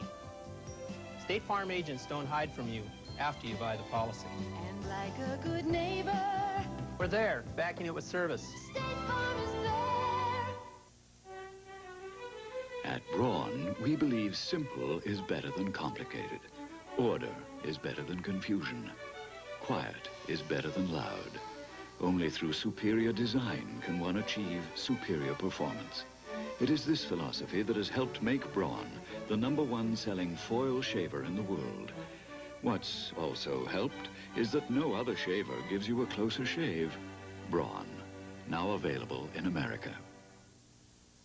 Vinny Pazienza, a fireball in perpetual motion. His style resembles nothing short of controlled mayhem. Greg Haugen, the champ, a throwback to the Jack Dempsey days, is the quintessential tough guy. Pazienza battles Haugen, the IBF Lightweight Championship on NBC Sports World. Couple of umpires having a chat. Bruce Fremming on the right, Jim Quick on the left. Fremming looks good. He's lost about 17 pounds. He's in pretty good shape. And Good. It's nice to mark the return of Jim Quick wearing number 15. He's the third base umpire. We'll tell you why in a moment. Ted Power followed by Tracy Jones and Barry Larkin. That's 4-1. As so often happens when you travel a lot. You're in a strange room, strange bed. You wake up in the middle of the night. You don't know where the bathroom is. All kinds of problems if you're traveling there. Great stop by Anderson, and he throws a balloon over the head of Franklin Stubbs. So Power is aboard. He may have forgotten who was running because he makes a good play, and he really hurried it. And I don't know if he jammed his right hand when he fell. He may have burned it a bit, but you can see it right there because you saw him work on it. He may have gotten one of those rug burns because when he throws it, that's what he threw, an infield fly over there. And Stubbs can't get it, and Power not that fast. They are ruling it a base hit. Ooh. Although any kind of a decent throw, it would have been an out. The batter now is Tracy Jones. It's a slow roller. Sachs has to go back and get it, and the throw is a wild one.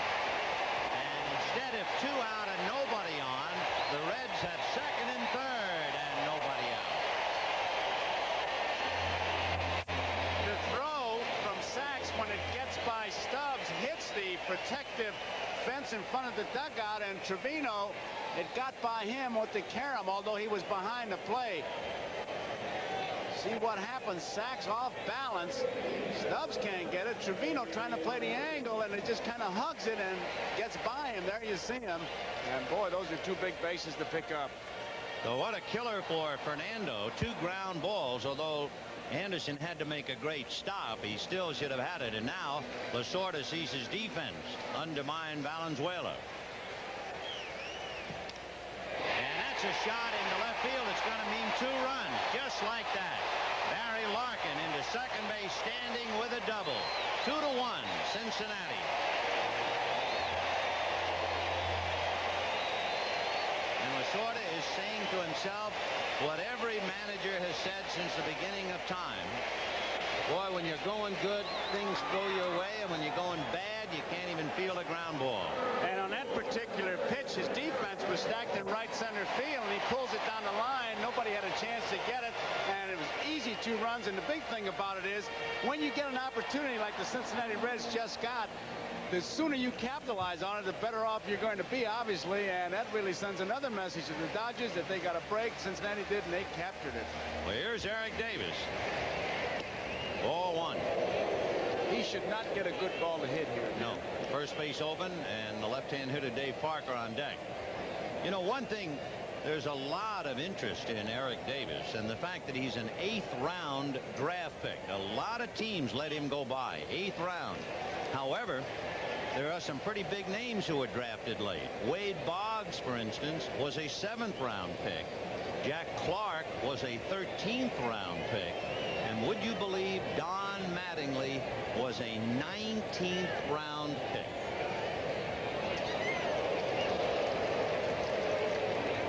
I think Baseball America had a scouting report, Ben. I'm just kind of going, I read about it on Mattingly. They said, not sure about his baseball interest. Yeah. How about that? It's the toughest job in the world, I think, for sports. Yes. To try and look at high school and college kids and project. That has to be the toughest of all. He was a kid, played on a Connie Mack team with Darryl Strawberry and Chris Brown of the San Francisco Giants. He loved to play basketball. He played basketball with Byron Scott, who went on to play with the Lakers. There's a fly ball to Marshall. Tagging at second is Larkin, and he's going to beat the throw. Tell you, that is a tip-off, and that's a pretty good ad for the Cincinnati team. Marshall has a good arm. I would say it's above average. And Larkin didn't even hesitate. As soon as the ball was hit, he went back to the bag. I really thought he might be decoying, and he just took off. And when he got about 15 feet from third base, he did one of those half gainers going into third base. And I tell you, if you're scouting the Cincinnati ball club, the one thing you put at the top of your list is we'll run at any time. The Dodgers, who had to be deflated and discouraged last night, are really dragging now. Here is an inning, a ground ball by the pitcher, a bad throw puts him aboard. A ground ball to the second baseman, a bad throw puts runners at second and third. Then a double for 2, and the fly ball gets him to third. The Dodgers thought he left too early. Bruce Fleming said no. So the Reds have manufactured the runs with a little help from the Dodgers, and it's 2-1 Cincinnati in the third. And Parker, who hits Fernando, he's hitting over 320 against him.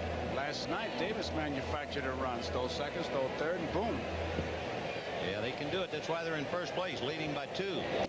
Ball 1 to the Cobra. This guy's something. They got on him about his weight. Parker said, I'm going to get it off. How? He said, by hitting doubles and triples.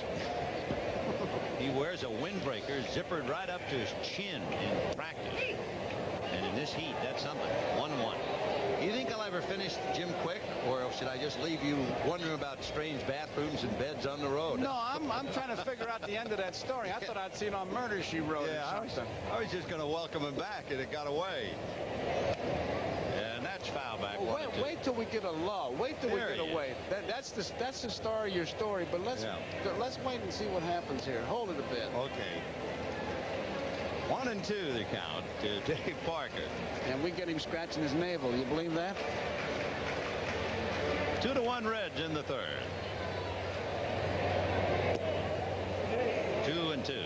Pretty good save by Trevino, especially with a runner at third, Larkin. Parker, the National League most valuable player in 1978. He had an incredible year. He hit .334, 30 home runs, 117 ribbies, 20 stolen bases, and he'll probably be passed by Eric Davis this year. And he drives it to right. That's a base hit.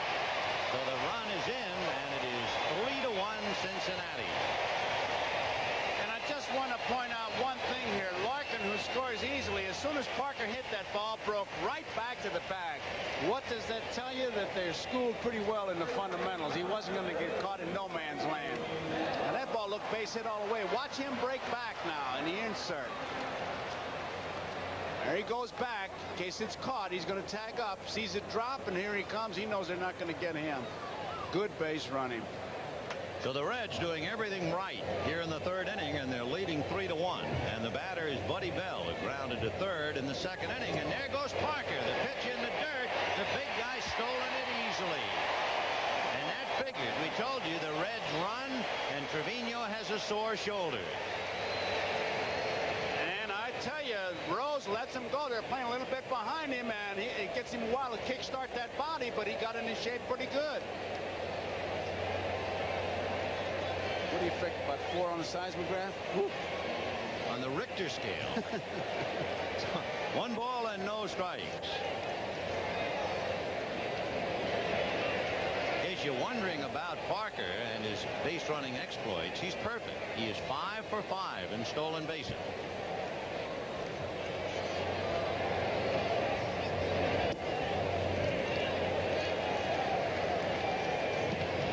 Any way you cut it, that's over 80% and a mark of a fine ball club. You see how he took his lead going towards the outfield. Now watch him work his way in as the pitcher gets set. In there, 2-1. The Dodgers got a run in the top of the third as Hamilton doubled and eventually scored on a ground ball by Sachs. And the Reds have come back with 3. Last year, the Reds beat the Dodgers 7 out of 9 times here at Riverfront. And the Dodgers are a poor road club.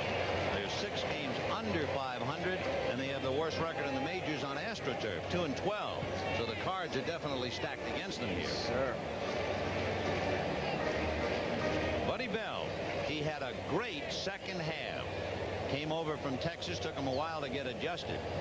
The only other player who had a better second half than Bell last year was Mike Schmidt. Bell last year hit 15 home runs in the second half. Mike hit 18.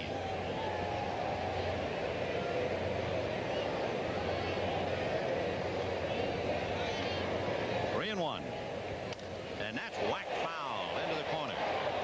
In looking at the Reds so far in the third inning,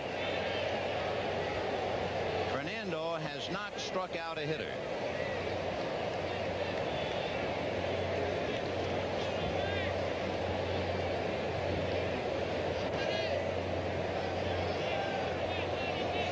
He has been averaging almost 8 strikeouts a game.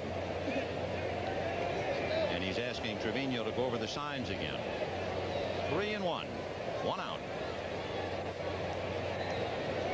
Scroogey in the dirt. So Bell is aboard, and Nick Esaski will be the 7th man to come up in the inning. That's the second walk given up by Fernando. Ron Pernoski walks down the length of the Dodger dugout. He is left Lasorda's side, and Alejandro Pena will make the walk down towards the bullpen. So Pernoski has dispatched the right-hander Alejandro Pena to the bullpen. Now back, 0-1. Esaski walked in the second inning.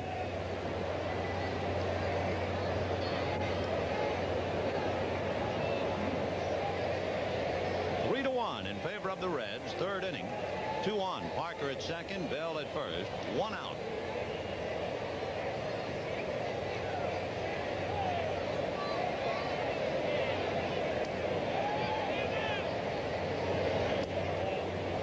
Missed with a screwball, and the count 1 ball and 1 strike. There's Pena.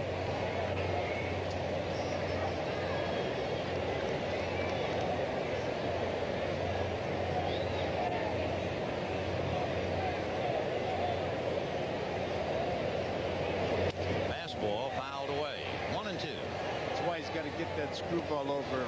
Otherwise, they just wait for that fastball and get those pretty good rips. He threw that one, I thought, a little bit harder than he's been throwing. Esaski just didn't get around on it. Fernando is 3-1 in April, 2-1 in May, 0-1 in June. 1-2. Missed with that screwball. 2-2 the count. And he was pitching good, Vin, and of course you saw him so much. He had the 2 screwballs, the hard one and then that one he could change speeds on. And although it looked like a strike, it wasn't, and the hitters were always swinging at it. And he is working very, very hard. Yes, he is. That tells you right there. Only in the third inning. There's no way as he wild pitches one, but it goes up into the stands, and the ball is dead. One base from the rubbers, so there'll be runners at second and third. When he threw that pitch, it looked like he had extra on it. Watch him give it that little extra right there, and down she goes.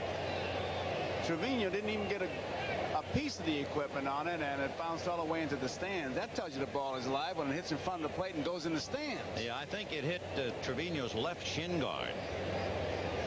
For Fernando, and it might be a case of forcing himself, he's now made 5 wild pitches this year. So first base open and a full count to Osaski. And it's hit inside the left field foul line.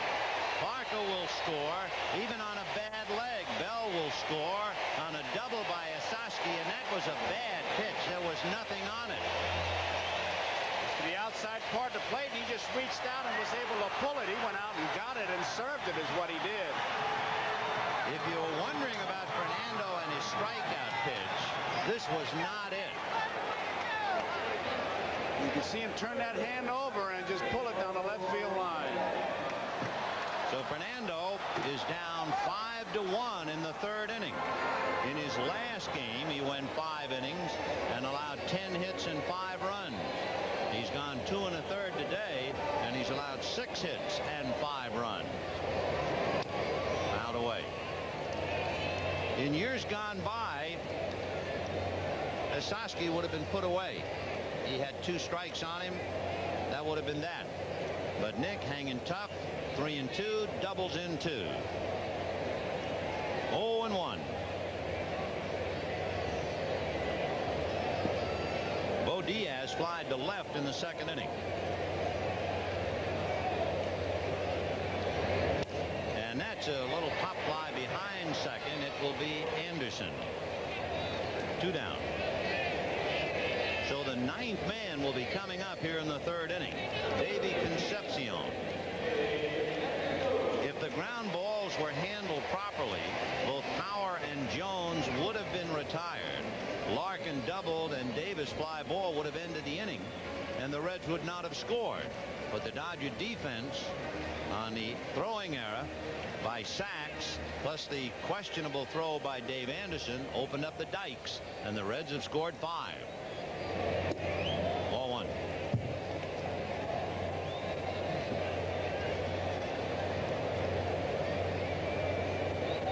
Concepcion had a pinch hit double last night.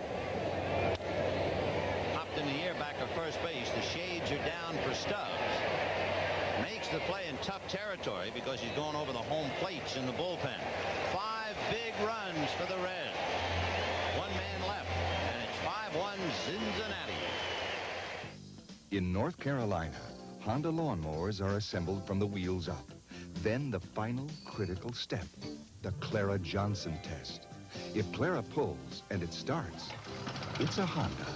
Ship it. You know, I always wondered, why does Miller High Life come in a clear bottle? Boy, did I ever find out. It shows the quality and the purity in our beer. It's a natural process. No shortcuts. We don't cut corners. One reason for the clear bottle was to show purity, but there was another one, too. This is dark roasted barley malt. I found out. And What do you think that was? I just thought he was overthrowing. I did too. It broke like it was a curveball and just went by everything, but it looked like he tried to put extra into it. Here's Pedro Guerrero, and a breaking ball is up, ball 1. How does it feel right now for Guerrero? He said the other day in his Spanish accent, I don't understand. When we hit, it takes 5 minutes. When they hit, an hour and a half. Ball 2. How about that line that Mike Downey had in the paper? Last year the Dodgers played without Guerrero, and this year Guerrero's playing without the Dodgers. Well, his numbers would certainly indicate it. He's hitting .349. Get into a double play in the first inning. And hits a high fly ball to right center. Davis started back, but he comes up for it. 1 away, and the batter will be Mike Marshall. See what reports we have on other games. Toronto trying to get closer, but Baltimore still leading 5-3 in the 8th. The Mets, with a big assist from Darryl Strawberry's home run, beat Pittsburgh 4-2. The Red Sox, with a home run from a rather unexpected quarter, Wade Boggs leading Detroit 2-1 in the 4th. The White Sox leading the Angels 1-0 in the fourth. And Marshall a ground ball to Larkin. 2 down. And the batter will be Franklin Stubbs, and a couple of more reports. The Cubs trying to get back. Remember, the Cardinals are leading them by 3. The Cubs leading the Cardinals 2-0 in the first inning. And Cleveland leading Oakland 2-0 in the first inning. Cleveland in last place in the East. Oakland only 2.5 back of Kansas City. Franklin Stubbs, the batter. A little while ago, we were talking about this great day and the importance of June the 6th in our country's history, the Battle of Midway and D-Day. On a more personal note, in baseball, it is the birthday of one of our favorite people, Hall of Famer Bill Dickey. Down in Little Rock, Arkansas right now, and I guarantee you he's watching. 80 years old today. High foul, Bell coming over to the Dodger dugout, and Buddy makes the play. It didn't take 5 minutes. No, less than 5. So the Dodgers tiptoe through the fourth, and it's 5-1 Reds. Buy yourself a little freedom. When you drive a GOW, it's good to know you've got 4-wheel independent suspension, front-wheel drive, and rack and pinion steering, all for $39.90. Buy a little freedom, buy a GOW. Dan waited a long time to see this. He almost missed it. Not long ago, Dan had a heart attack. Since then, his doctor prescribed a regimen including exercise, the right foods, and aspirin. Studies with people who have had a heart attack or unstable angina show aspirin help reduce their risk of a heart attack. He was always there when I needed him. Ask your doctor how aspirin can help you. This message brought to you by Bayer, the wonder drug that works wonders. Maybe you'll be lucky. Maybe you'll just have to replace your connecting rods. But maybe you'll need new valves. Then your bearings and crankshaft could go. Maybe even your rings and pistons. But you can help prevent all this for just a few dollars with a Fram Wear Guard Oil Filter. A leading consumer magazine rated Fram Best. So you can pay a few dollars now or a lot later. Chocolate is scrumptious when it crunches. That's why I love Nestle Crunch. That's why I love Nestle Crunch. An American tradition continues. In 1948, he became the first National Leaguer ever to be named MVP 3 times. Stan Musial was the Cardinals' hitman. Today, slugger Jack Clark powers the Cardinals as they face the Cubs, or the Red Sox meet the Tigers. The tradition is here. The memories are waiting. And now, ladies and gentlemen, the saga of Jim Quick. Tale number 2 is narrated by Vin Scully. When last we talked about Jim Quick, he was in bed sleeping in his hotel room. We'll get back to that in a little while. Anyway, he got up and there was a shelf, kind of a canopy over the bed where you put books and radios and all kind of. He didn't know that. He was just waking up. And in sitting up quickly, he not only hit his head on the shelf, but he opened up his scalp, bled profusely. They rushed him to the hospital for stitches in the head.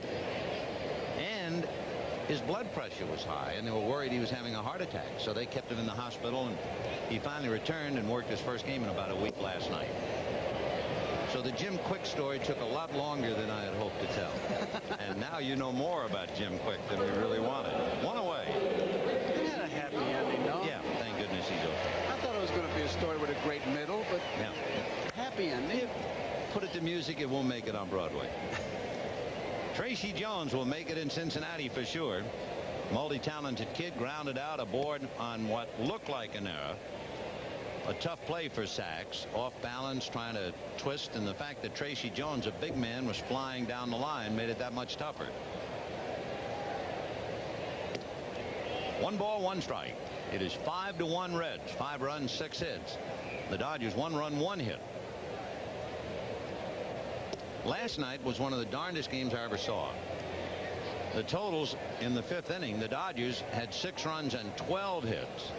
The Reds had no runs and no hits. Then the rest of the game, The Reds got 8 runs and 12 hits, and the Dodgers had nothing. It was almost like looking at a doubleheader. It was really one of the strangest games. There were 2 4.5-inning games. Dodgers won the first half. Reds won the second half.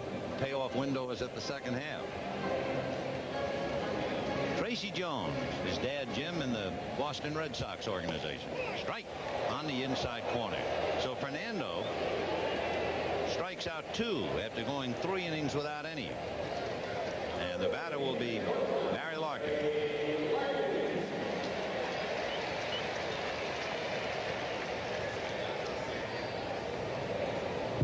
Larkin has been struggling. His average was under 200. He has got it over 200 now. He got the double to drive in 2 runs in the 3rd inning.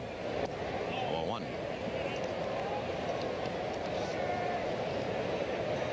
If the Reds win today, they would be 10 games over 500 for the 4th time this season. One and one.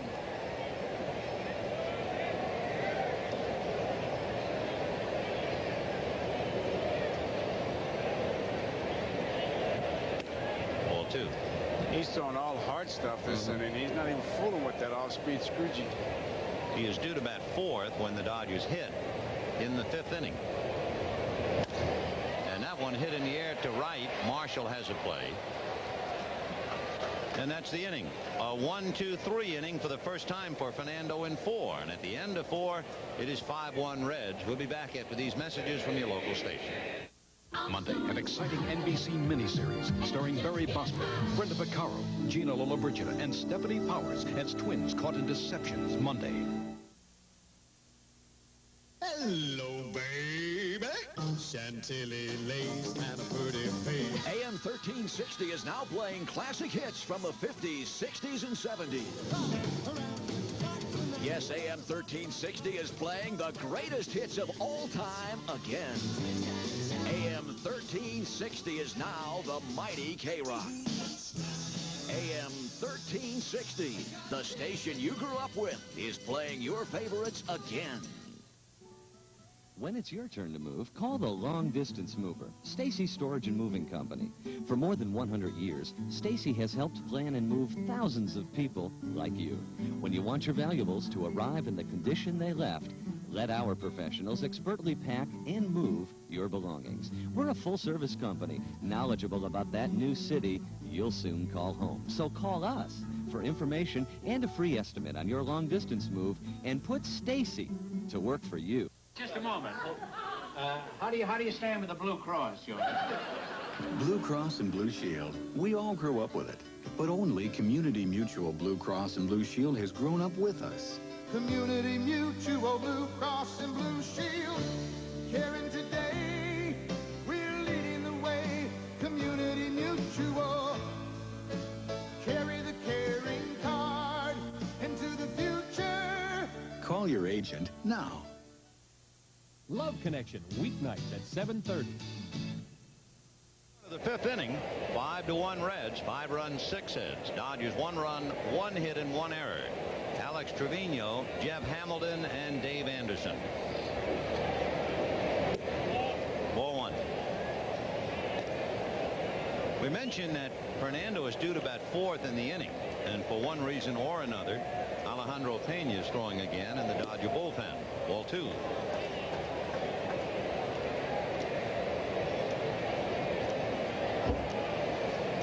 Trevino grounded to short, 0 for 1, and we'd like to remind our viewers we'll be selecting the NBC Miller Lite Player of the Game at the conclusion of the ballgame. 2-0. And strokes it to left. Coming in and over is Tracy Jones.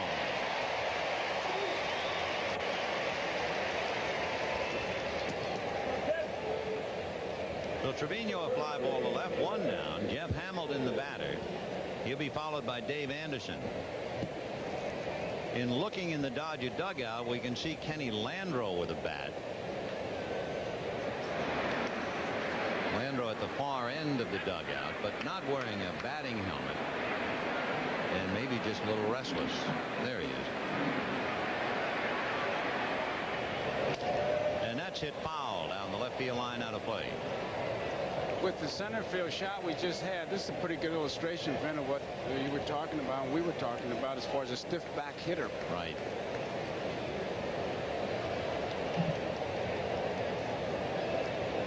If you had Don Sutton pitching to Jeff Hamilton, that would be the epitome of the stiff back. Pop fly, Visosky, 2 down. Don Sutton is as straight up as any pitcher. Rick Sutcliffe is pretty straight up, and Hamilton looks like he's out of tension. Dave Anderson walked in the 3rd inning, and Anderson evidently will decide Fernando's future. Fernando has a windbreaker on, but he is over near the bat rack, and so is Kenny Landreau. 0-1. There's Landreau, and there's Fernando with the helmet on. 1-0.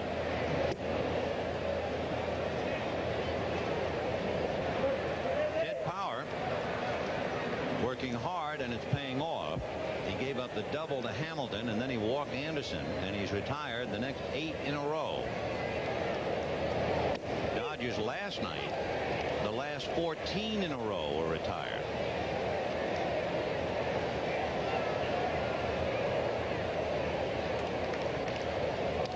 One thing the Dodgers know from the record, when they're trailing in a ball game after 6 innings, they are really in trouble. They don't come back at all. When they're trailing at the end of 6 innings, they've come back 4 times and went on to lose 19 times. So they've got to get it done early. That does it for Anderson. That's 9 in a row retired by Ted Power. And at the end of 4.5 innings, 5-1 Reds. Anybody can see that Miller High Life looks darker and richer than the other leading premium. And the people at Miller showed me why. This is where it all starts. Now tell me about this. This is barley. I saw how barley becomes malt. What we have here is dark roasted barley malt. And the roasted malt Miller blends in to make their beer darker. You really can't see the difference. I learned a lot from these people. And if making a beer that's dark and rich is the American way, I'd say Miller's doing a pretty good job of it. Every day, more and more Americans are getting into cars insured by Liberty Mutual.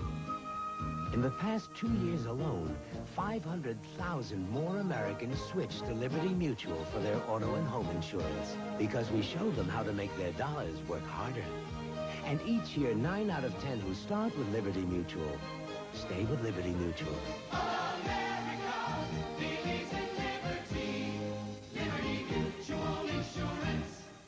Should you ever drive from Paris to Dakar, we'd suggest a Mitsubishi Montero. Montero's won the Paris to Dakar rally 4 years straight, so it knows the shortcuts. But should you stay closer to home, you can still enjoy Montero's 2.6 liters, the independence of 4-wheel drive, and the crafting of its civilized interior. Because you don't need a road rally to enjoy Montero, just an impulsive imagination. Mitsubishi.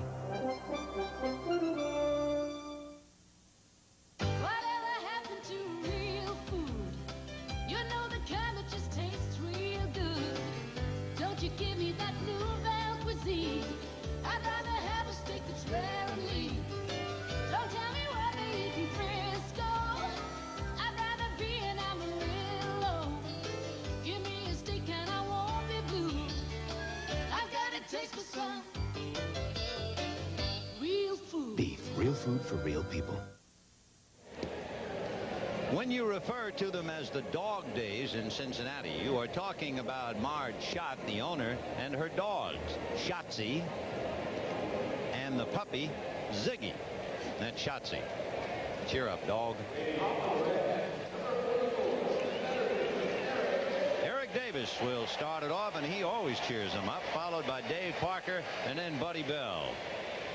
This may or may not be Fernando's last inning, but if it is, he'll have quite a challenge. We're trying not to overwhelm you with Eric Davis notes, but every time he comes up, I think we ought to drop in something. A check swing looper to Stubbs. So the something would be that he had 3 grand slams in the month of May. 1 away. And the batter will be Dave Parker. I can't think of anything that upsets you more than what just happened to Davis, where you try to duck a pitch and it hits your bat and you're making out. Yeah. That really gets to you, and you could see when he walked back how disgusted he was. Dave Parker, the only left-hand hitter in the lineup, and left-handers don't bother him at all. He has popped to short and singled to right. 0-1 to count. Watch Eric Davis on that first pitch. His hands get down and whoops. Check swing and out. 0-1. Dave Parker is Mr. Consistency. Hitting .298 against left-handers, .299 against right-handers. Foul back, 1-2. What it tells you, among other things, too, I guess, is there isn't a trace of fear in his makeup. In other words, he doesn't bail out. He's not going to give. It doesn't make any difference to him, left or right. Well, the only yardstick he could use would be power. But it doesn't look like he gives that much, if he gives it all. And it's a fly ball to Marshall. Of course, with Dave Parker, we're talking about a 6-time All-Star.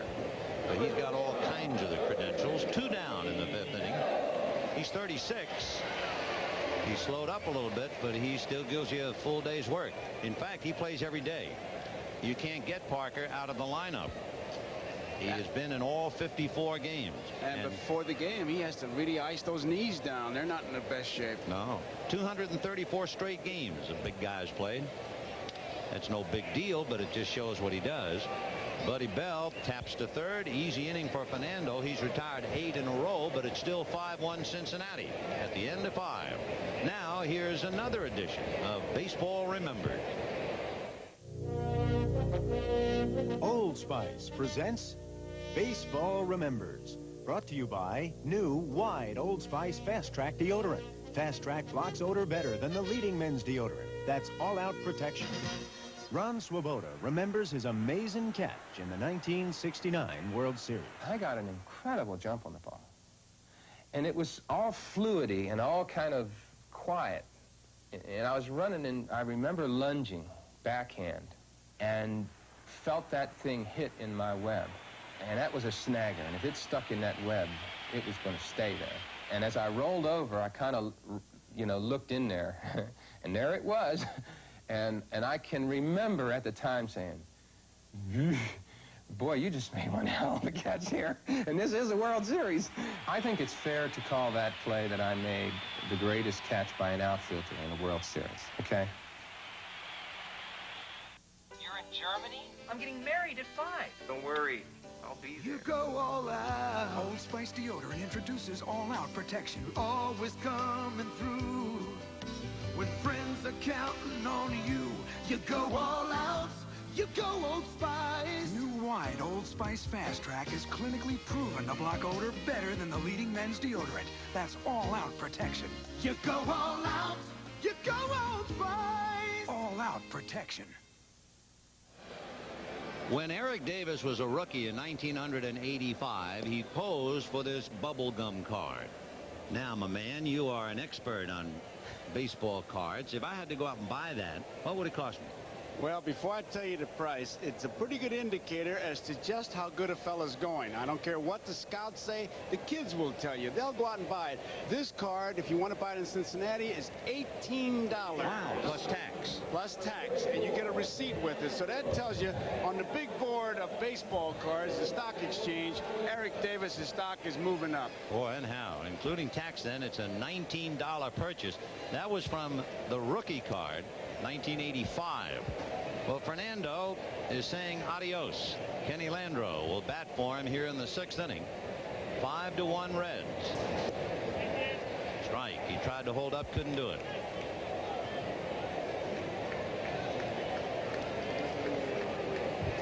Landreau against Ted Power. Power has retired 9 in a row. Kenny is 1 for 13 coming off the bench. Make it 1 for 14.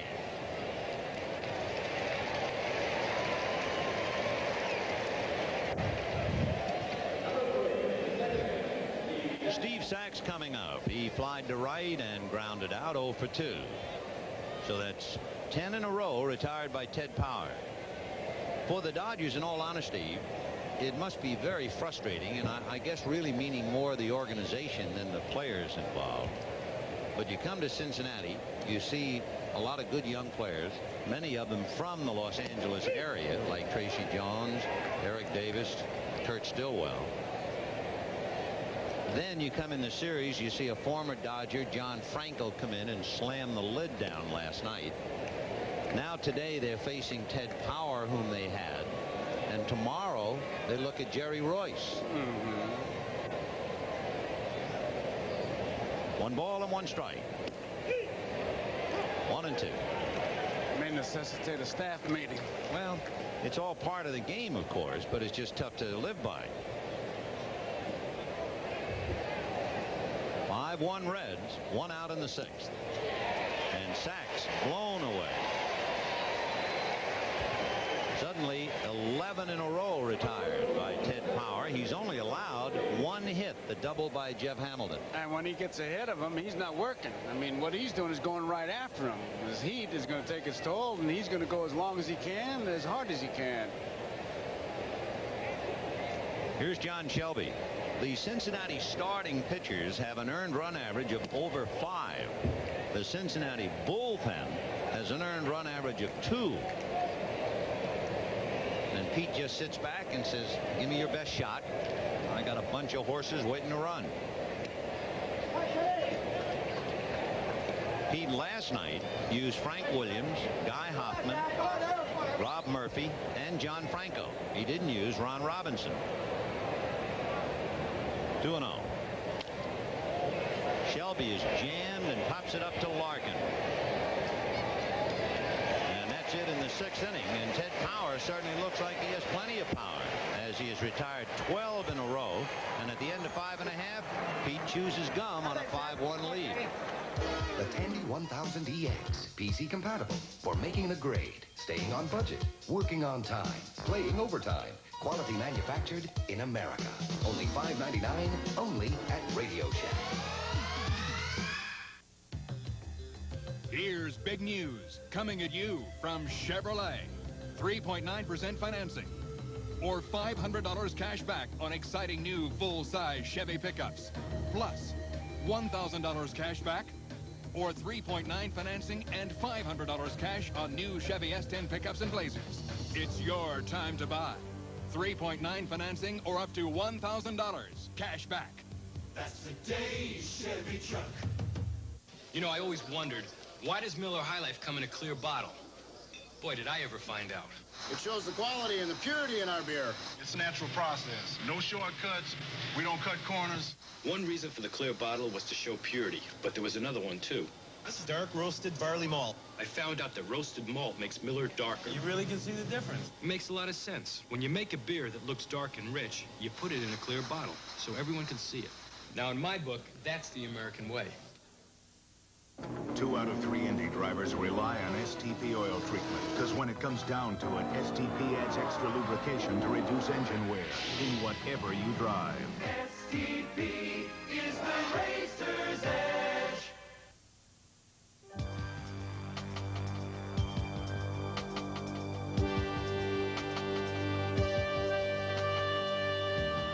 They're playing tennis again. Tennis on the red clay of Paris. And a French spring could turn to sizzle. Immediately following baseball, those of you on the West Coast will see the women's final of the French Open, Navratilova and Graf. And then tomorrow on NBC Sports, we'll return to the red clay courts of Roland Garros. The finals of the men's singles in the French Open. Lendl and Wilander, don't look at me. Don't look at me. Where are they playing? I don't write this stuff. Oh, you. Roland Garros. Okay. You know, you said it like you played there on Fridays. I was a ball boy. Here's Sasaki against Ken Howell. Howell, roughed up for 4 runs last night, was the losing pitcher. He had only worked something like twice in 2 weeks. So they've decided to give him a workout today.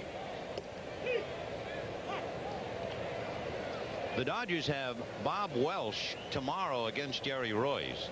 Oral Hershiser Monday, and Tuesday night's game in Atlanta is open, up for grabs for a starter. Ground ball to Anderson. That takes care of Asosky, who is 1 for 2. I tell you, the Dodger pitching is getting like in the old Pittsburgh club. The first guy that answers the phone was the guy who came in. Nobody would pick up the phone. Well, by bringing Howell in today to pitch a while and sitting Pena down, you begin to wonder now if that's not interpreted to mean that Pena will pitch Tuesday, but that remains to be seen. Here's Diaz. Ball fly to left, popped to short, 0 for 2.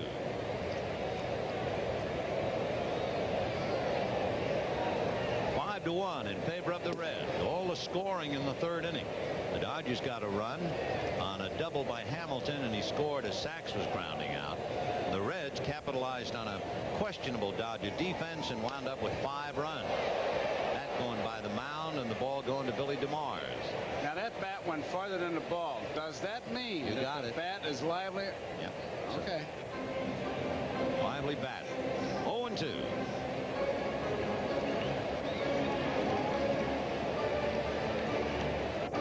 Oh, just throws that bat at it, trying to stay alive, and look at it go. Someday somebody's going to do it. Field the bat and throw it across the infield, just to see what happens. 0-2. Oh, where was that pitch? He didn't see it. He was just completely fooled. He didn't see it, and he thought, well, maybe it'll be where my bat is when I swing. Mackerel. I mean, it was over his head. I think Bo was just guessing, and the ball was in the neighborhood. So with 2 down, Davey Concepcion. You know what happened here the other day? They have, I guess they call it a tree. It's not a locust or a cricket, but it is somewhere in that family. It's called a cicada. And they are very large bugs. The background on the bug is extremely interesting. There's one right there. They're all over the place. And they are huge. I'm telling you, they're huge. Well, Vince Coleman came up with the bases loaded, 2 out, and a 3-2 count. The pitcher wound up and delivered. It hit Coleman in the eye. He backed off, and the pitch came right down the pipe for strike 3 to end the inning. The cicada, somewhere, I guess, related to the locust. Meanwhile, the Dodgers are retiring the Reds in order again. And at the end of 6, 5-1 Reds. We'll be back after these messages from your local station. Martin Short is back. Give me a break. Steve Martin is back. Even Chevy Chase is back. Well, isn't that special?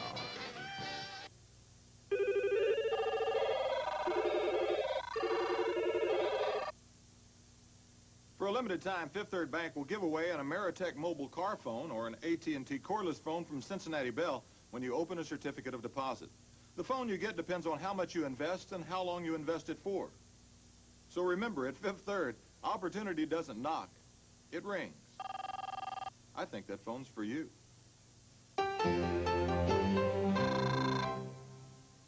Watson's has made my day. Hey, it's going to be a great summer for my family and friends, and you can have a great summer, too.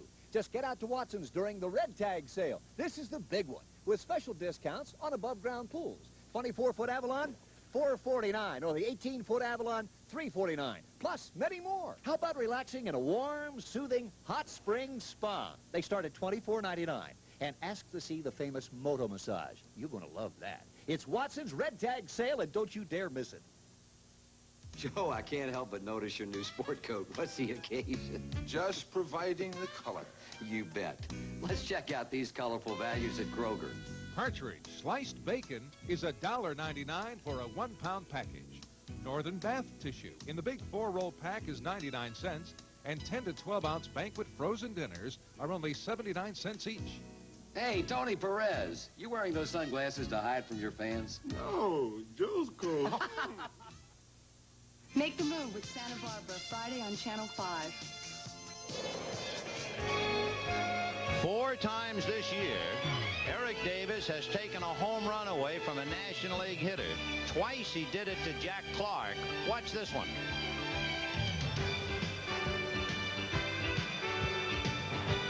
Got it. That's an 8-foot-high wall, and he's done it 4 times. To Jim Morrison, Darryl Strawberry, twice to Clark. Here's Guerrero opening up the 7th. And he strokes it to left. Tracy Jones has the ball. Eat him up. He was really fooled. And Guerrero into second base. The ball was just starting to hook. And Tracy was overmatched on that one. It was a sinker. I don't think he saw it. Guerrero was having trouble with it, and it just did eat him up exactly. That was only the 64th pitch made by Power. You can see he just wasn't sure of it, and the sinker bounces in front of him, and he's just lost. That's all you can say. It breaks up a string because Power had retired 12 in a row. He has made a sandwich with doubles. Hamilton doubled in the 3rd. Now he gives up the double to Guerrero. And here is Marshall. 2 ground balls, 0 for 2.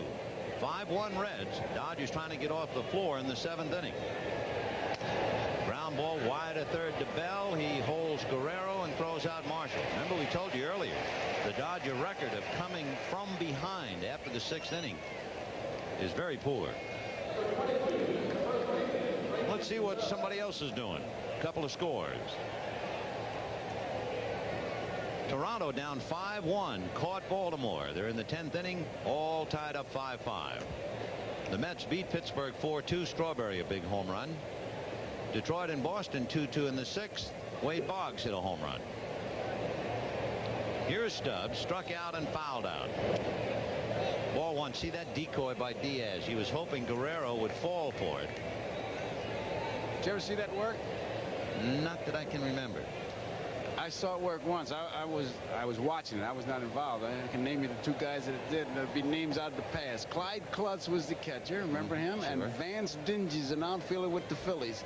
And brother, you talk about feeling sheepish when that throw's made to third. Diaz put on a pretty good play, but Guerrero holding. 1 ball, no strikes. Trying to golf that pitch.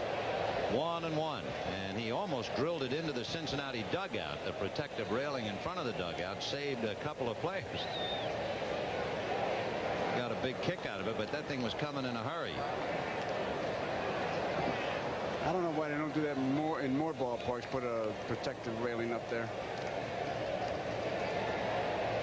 We have a few more scores that we can put in.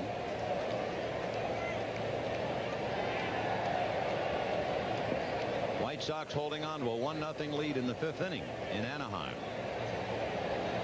And the Cardinals came back, and they're leading the Cubs 4-3. Stubbs hits one to Eric Davis. Guerrero to the bag to tag. I doubt very much he's going to go anywhere. So 2 down, and the batter will be Alex Trevino. Perhaps just getting in some work. Pat Pasillo, right-hander, is throwing in the Cincinnati bullpen. He won his first game the other day. Got a nice name. You like that? Pasillo? Almost sounds like cicada. You know, they had the cicadas here so bad they had to stop a game. They've had bees here this year where they had to put smoke pots on the field. Pitches hit foul out of play. The thing about the cicada, this poor little bug, they mate. The larvae goes into the ground. The bugs die within 5 weeks or so. The larvae come out 17 years later. Whoa. So they were here when the stadium opened, and then they came this year. Every 17 years, whether you want them or not? That's it.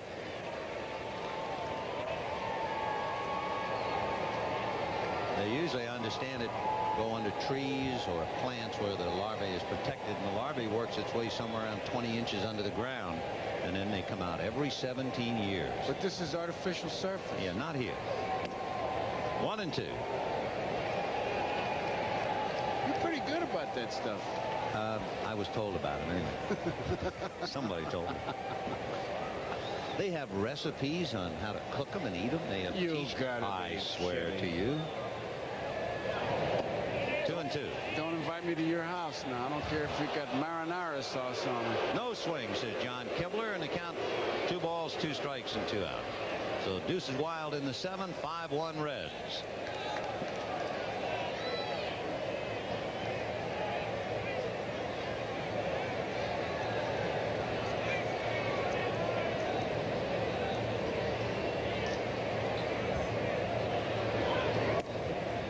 3-2, the count to Alex Trevino. Jeff Hamilton on deck. Ted Power has allowed just 2 hits and 1 run. Very much in command up to here. Dodgers scored in the 3rd. The Reds came back with 5, and that's been it. Valenzuela went 5 innings, but Power is still out there trying to beat the Dodgers, his former club, for the 6th time. He's only lost once to them.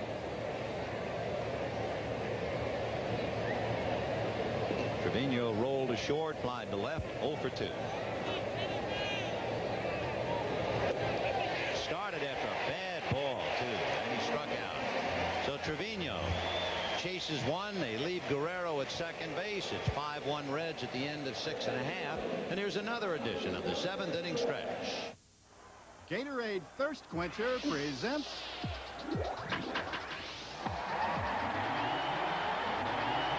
the 7th inning stretch. Gatorade is thirst aid for that deep down body thirst. This Cincinnati Red is a true triple threat with superior speed on the bases, plenty of power at the plate, and a big dose of defense in the outfield. Can you name him? I'm thirsty for it, do you know what I mean? Sweating in the sun, need something cool and clean. Yeah, thirsty for it, 93 in the shade. I'm thirsty for it, now I need thirsty. Nothing cuts through thirst like Gatorade Thirst Quencher. It speeds in fluids and minerals and supplies energy to working muscles. I'm thirsty, thirsty, thirsty for that Gatorade. Gatorade is thirsty for that deep down body thirst.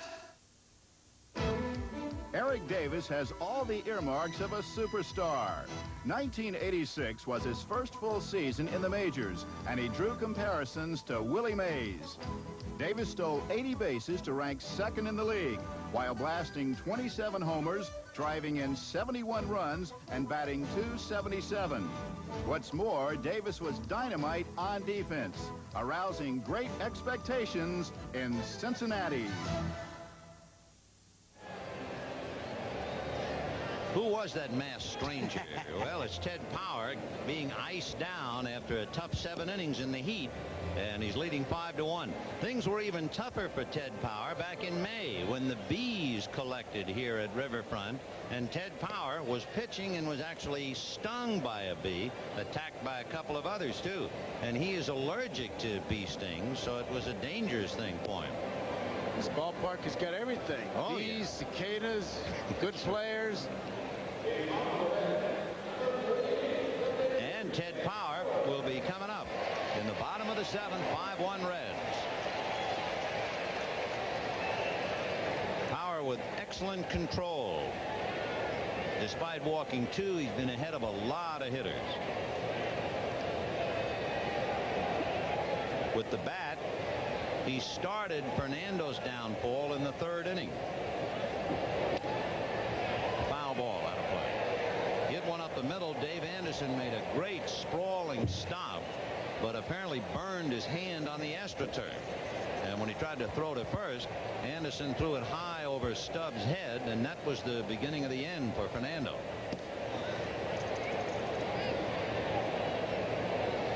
Oh, 0-2 the count.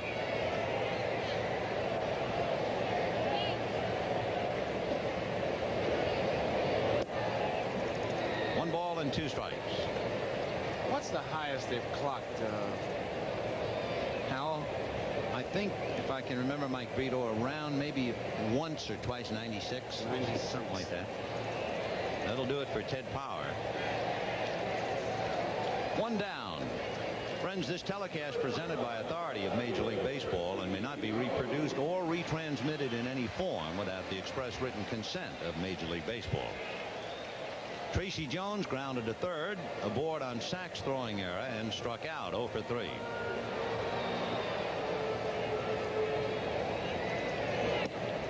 Tracy hitting .333.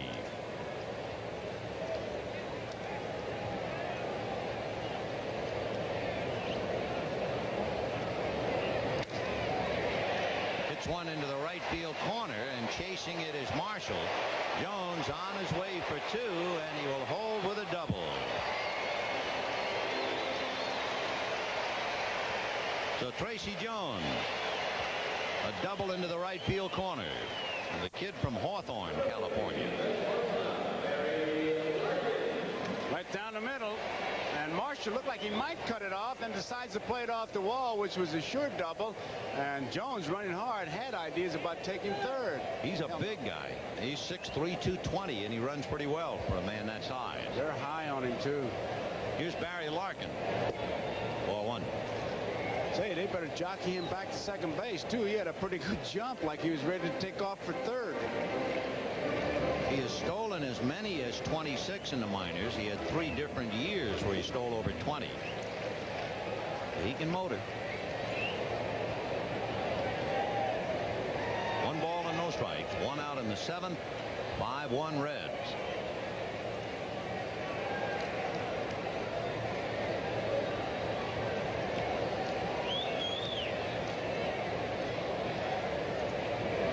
In the dirt.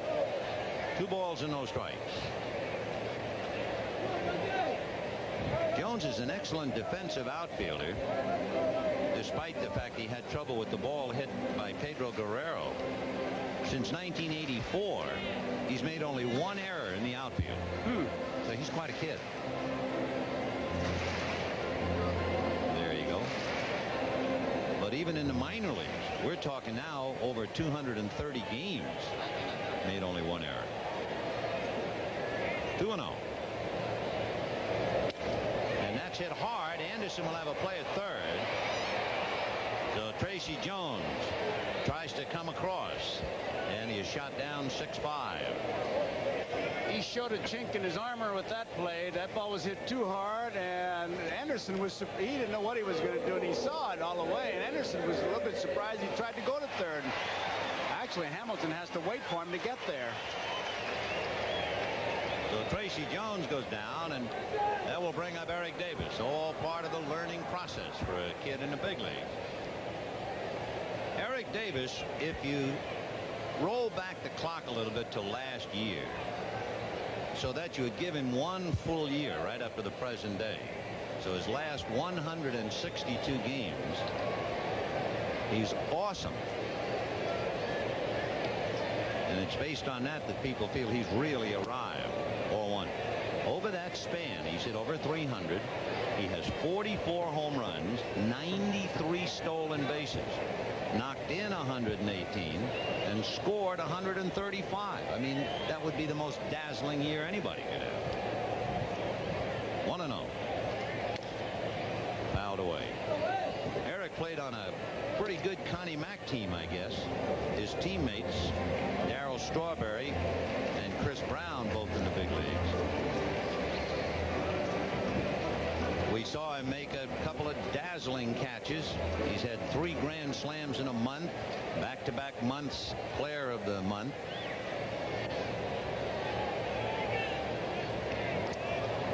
Larkin looks like he might want to run, even though it is a 5-1 score. Right foot well on the rug. And there he goes. Pitch is inside and high. The throw got him. And for Trevino, an excellent play to get rid of it in a hurry and punish Larkin. So the Reds fail to score in the 7th. And at the end of 7, 5-1 Cincinnati. They called for it on the Marienplatz in Munich. They called for it in the Canadian Rockies. And they called for it in Newport Beach, California. Lowenbrow, brewed around the world. Taste it and you'll know why. Rich Bavarian hops and supervision, brewed fresh and smooth in America. It's the best way in the world to brew beer. This world calls for Lowenbrow right now. The new Mitsubishi Mighty Max, patiently crafted to be serious fun for the money. Only $64.99. Mighty Max gives you more standard features than Toyota, Nissan, or Mazda. And it's still priced lower than all 3. And right now, special factory incentives could save you hundreds. The Mitsubishi Mighty Max. When you're ready for some serious fun for the money, it's ready to kick up a little dust. Mitsubishi.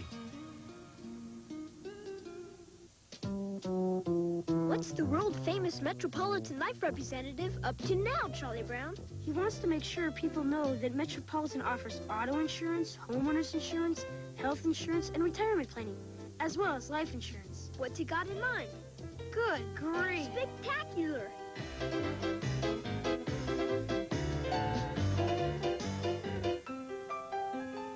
Get Met. It pays.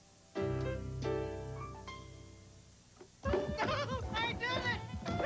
I did it! Did what? I just invented the wheel! May I make a suggestion? Sure! Try these. What are they? Monroe Gasmatic Shocks. They'll give you the best ride ever. Guaranteed. Monroe Shocks and Struts are the next best thing to the wheel. Guaranteed? In writing, pal. Hey! Yeah! Great ride! Looks like we won't have to reinvent the wheel for another, million years. Hey! No wonder America rides Monroe!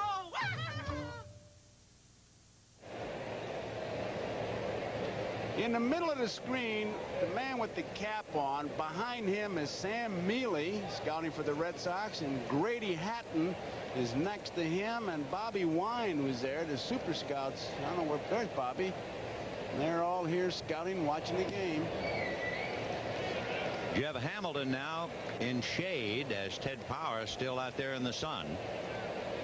5-1 Reds in the 8th. Hamilton has doubled and popped up. Got to be a little tougher to see the ball now. 0-2. Makes it tough as that lattice work, too. Yeah. That effect. 0-2. Little foul off to the left and out of play. Of course, you know, Vin, when you're hitting, though, you could hit in the tunnel. There's what you're seeing behind home plate on the shadow and the lattice work. Let me ask you something. I know it couldn't happen. Supposing you reversed it. Supposing the pitcher was pitching in shadow and you were standing in bright sunlight, would it make a difference? Depends on how far the sunlight came. 1-2. Well, Hamilton might take the witness stand about it. If that shadow would work its way out the solid part a little bit farther, it wouldn't bother you at all. But again, I bet you Eric Davis could hit at midnight in a tunnel with a ballpoint pen at 280. Yeah. There he is. There's 33,716 here at Riverfront. And a lot of them, I'm sure, came to see Eric Davis, who will be leading off in the bottom of the 8th inning. That's one of the reasons not a soul has left. They want to see him swing the bat again.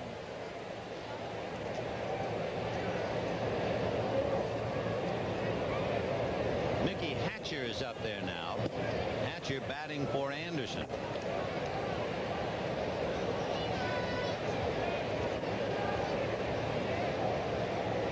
On deck, Ralph Bryant.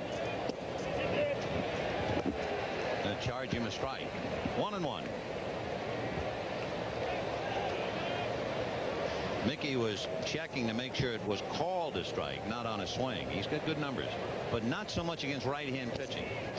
The bulk of his work, successful work, has been done against left-hand pitching. 1-2. 2 balls, 2 strikes. He calls this batting stance his crab crouch. He's hitting over 400 against left-handers, about $170 against right-handers. 2-2. High pop foul, and Nick Osaski off first base. So 2 down in the 8th inning. And the batter now will be Ralph Bryant, a left-hand hitter, to bat for Ken Howell.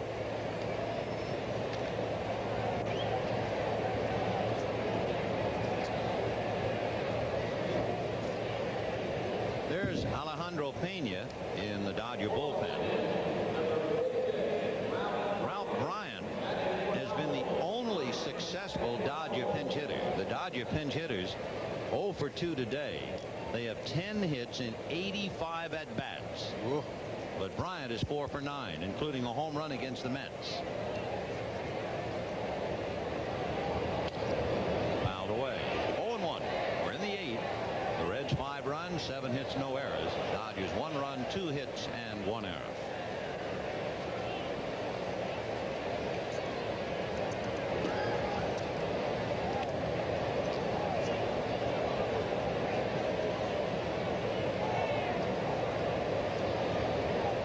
He's turning in quite a job for Pete Rose and company. Rose has gone to his bullpen something like 117 times this year. And Pete is just laying back. It's a day in the country.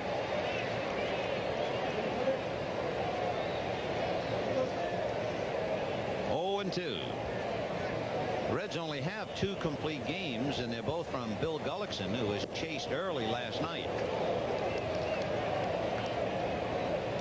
In 180 innings of relief work, Reds pitchers in relief have made 119 appearances, and they have 17 saves and 11 wins.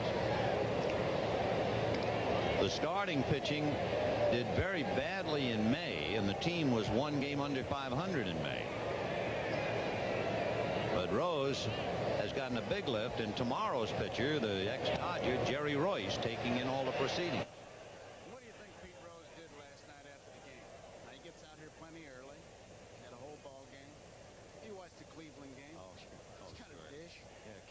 Invented, or the dish for Pete Rose. He's something. He's just got to watch some kind of a sporting event. 2 and 2. Ryan fouls it away, so he's still up there. The Dodgers have gotten 1 man on base. That was Guerrero, who doubled since the 3rd inning. Last night, they had 1 base hit from the 4th inning on.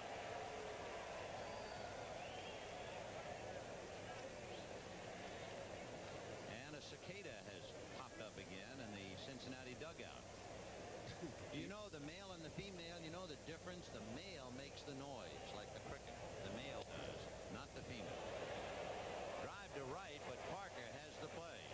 You didn't learn that from reading the sporting news. And at the end of 7 1/2, there's another cicada frightening Scott. That's breeding. And it is 5-1 Reds. Looking out for number 1. Looking out for number 1. Toyota, looking out for you with the Toyota 4x4 Turbo. The only gas turbo. The turbo tough enough to take you where you want to go. Looking out for number 1. Looking out for you has made Toyota number 1 in compact truck sales and number 1 in truck satisfaction. Who could ask for anything more? Just because you've washed your car doesn't mean you're finished. You need some Armor All on the dash, the bumper, and especially the tires. Armor All. It's the finishing touch every time you wash your car. Introducing the new 35mm automatic one-touch from Nikon. It puts great photography at everybody's fingertips. These are the hands of Mr. Goodwrench. Hands that work. Hands with the know-how to fix things. Hands that are strong and sure. Hands that are gentle, accurate. Hands that can almost see where the trouble is and how to make it right again. Hands of skill. Hands that care. The working hands of Mr. Goodwrench. And no one knows your GM car better. No one. I keep telling Don that basketball is the best sport for fans. We give them the fast break, the slam dunk, and the three-point shot. Nah, baseball's the best sport for fans. We give them the squeeze play, the grand slam, even the ball if they catch it. But we both agree on one thing. We care about our fans' lives. So before the game, line up a designated driver so we all get home safe. Hey, I know the best sport. Oh, yeah? What? Me, the designated driver. Yeah. The preceding message was furnished by Major League Baseball. Reds 5, Dodgers 1, bottom of the 8th, and both the Dodgers and the Cicadas are running out of time. Eric Davis, Dave Parker, and Buddy Bell. I thought we've learned about some of the recipes. A stir-fry cicada and a cicada mousse they had in the paper today, this week, right? Alejandro Pena, the third Dodger pitcher. Valenzuela, Howell, and now Pena, and Eric Davis at the plate. chopper to third. Big hop for Hamilton, or for Hatcher, I should say, who makes the play. Hamilton is now playing shortstop. One away. So Davis, last two swings on the first pitch, and he winds up 1 for 4.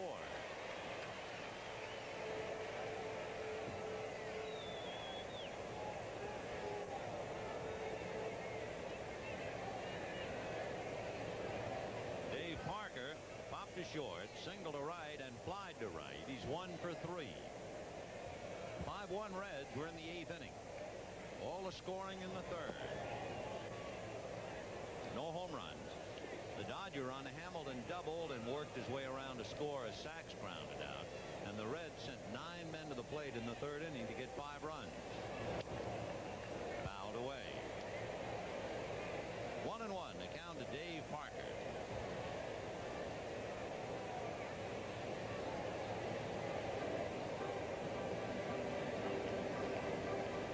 You know, when you see Parker on television, or if you go to the ballpark and you see him, and as a runner at first base late in the game, if you even have the thought of Parker bunting, sacrificing, banish the thought.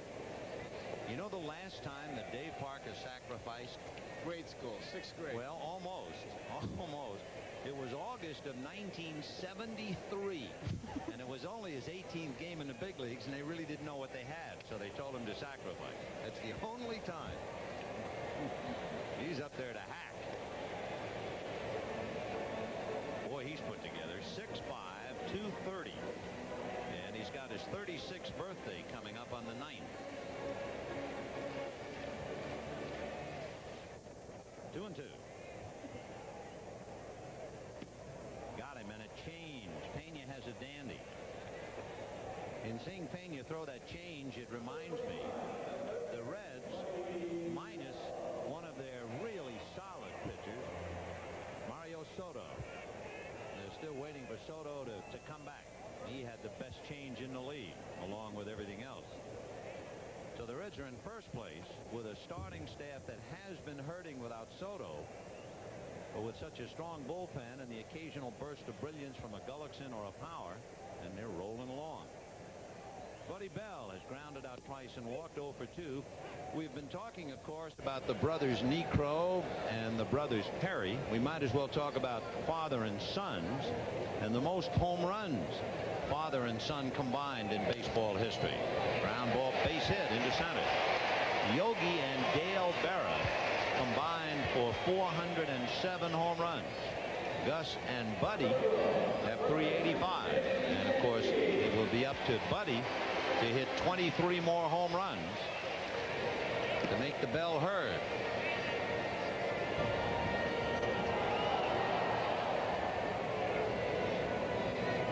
Nick Ossowski walked, double, grounded out. 1 for 2, batting .308.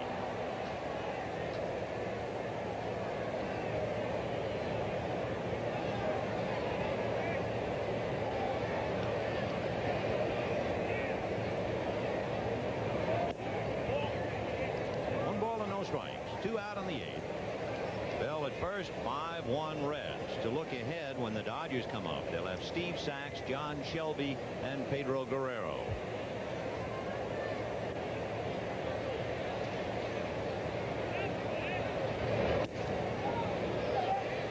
He was late on that. No, was that good a fastball, or was the difference of the shadows and the light, but he threw it by him.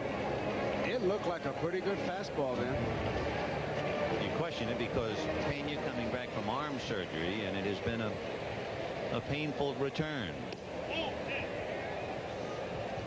tell you, he's not slingshotting the ball. He's throwing it. Pena is 0-5. When he lost his last time out against Montreal, however, after the game, Buck Rogers, the manager of the Expos, said that he threw well. So it could be he's coming back, just taking a little more time than the Dodgers had hoped. Well, Buck and the Expos have been doing well. Wow. 2-2. Foul tip by Ossowski. So Bell at first with 2 out on the 8th. 5-1 Reds. Bell with that bad leg, so Stubbs is convinced he's not going to go.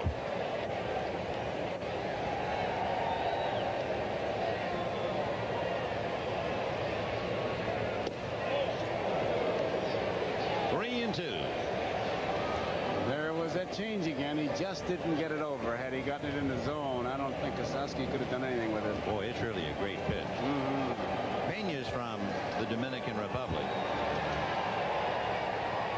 2 years in a row, he won 12 games, led the league in earned run average. Ground ball to third. Hatcher has to go the long way. Gets him. So the Reds lead Bell. And at the end of 8, Cincinnati 5 and the Dodgers 1. And upcoming, Sack, Shelby, and Guerrero. There's a dumb mistake even I make sometimes. I tune up a car, but it doesn't run right. One spark plug wire wasn't pushed down tight. Autolite Power Seal wires click on so you know they're tight. Autolite Power Seals, the wires with the right connections. When his stomach blocks, Davy Johnson reaches for serious medicine. Rolaids consumes all the acid required to bring millions 100% relief. And relief is needed on days like these. I should have gone into golf. Get serious relief. Get Rolaids. When you're allergy sensitive, your next attack may be only a breath away. For relief, depend on Benadryl. Doctors have prescribed it more than any allergy medication ever. Benadryl from Park Davis. Ace is the place you come to for quality and more, and prices that are known across the land. Ace is the place. For Ace, best buys like a 100-foot outdoor extension cord for $6.99. Ace is the place. For 80 feet of reinforced hose and portable hose reel, each only $9.88. And a Gilmore Selecta spray for $3.99. Ace is the place with the help of Hardware Land. Wait till you see the changes we're making at Howard Johnson. This is Howard Johnson? This is Howard Johnson? This is Howard Johnson? This is Howard Johnson. An American tradition continues. In 1948, he became the first National Leaguer ever to be named MVP 3 times. Stan Musial was the Cardinals' hitman. Today, slugger Jack Clark powers the Cardinals as they face the Cubs, or the Red Sox meet the Tigers. The tradition is here. The memories are waiting. Well, the folks have made the trip from your town. A long way. Phoenix, Arizona. Home with the Phoenix Firebirds. They're playing well in the Pacific Coast League. Right. Well, next week, we'll see a couple of clubs playing exceptionally well. The Cubs going after the Cardinals in St. Louis. Others will see the Red Sox and the Tigers. We'll be looking at Andre Dawson and Jack Clark in a battle for first place. 2 dandy games. Steve Sachs starting it off. Interesting thing for Ted Power, working on Sachs. Ted has 1 complete game in his career. That was in 1983 after the Dodgers had traded him to Cincinnati. That's right. And here he is 3 outs away from the 2nd complete game of his career, and just to rub it in, against the Dodgers. 1 complete in 34 career starts. Fouled away off to the right. 1-2 to Sachs. Flied to right, grounded to second, struck out.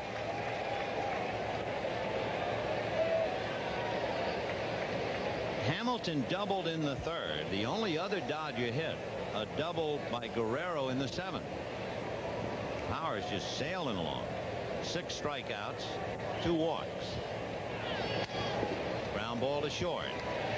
Harry Larkin to Nick Kosowski, 1 away in the 9th inning.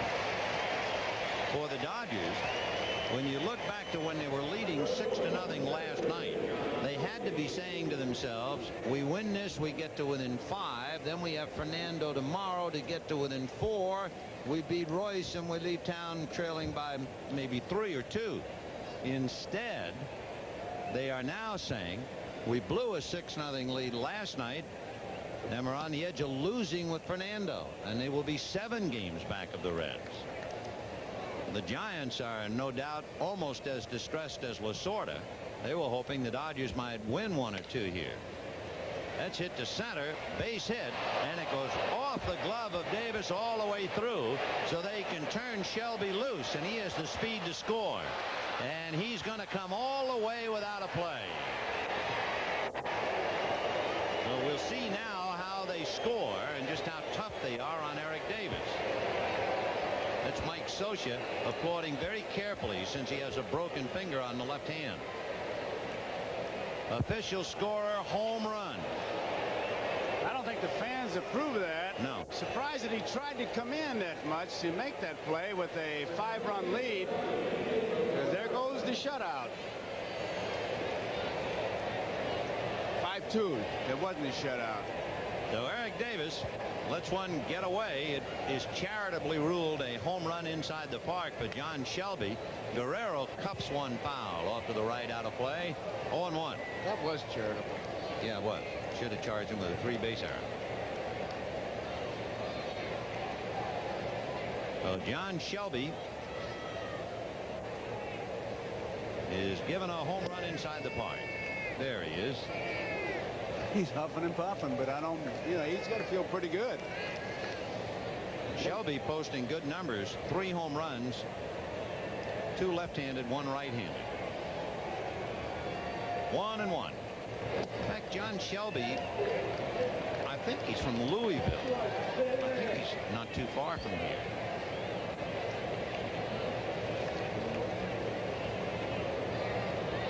Oh, I see. He was born in Lexington. That's it. Lexington, Kentucky. I knew it wasn't too far. 2-1 to count to Pedro Guerrero. That last graphic really showed you how much control Powers had. 101 pitches, and here he is with 1 out in the 9th.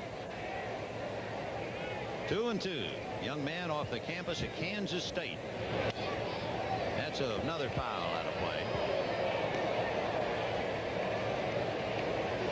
Ted Power, as a starting pitcher, had an earned run average of 2.5, and he was 6-1.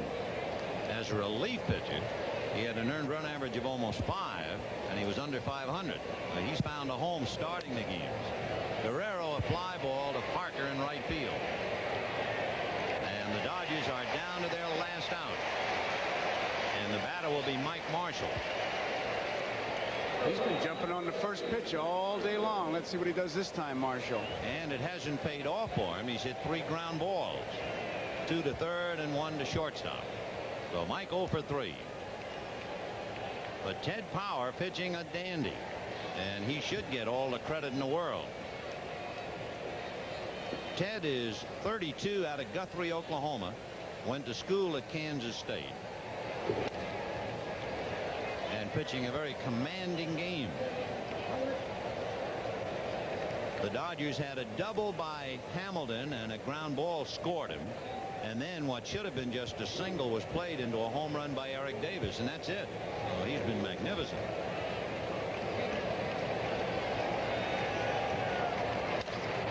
And that's hit down the right field line, and Parker is there to handle it, and that's that.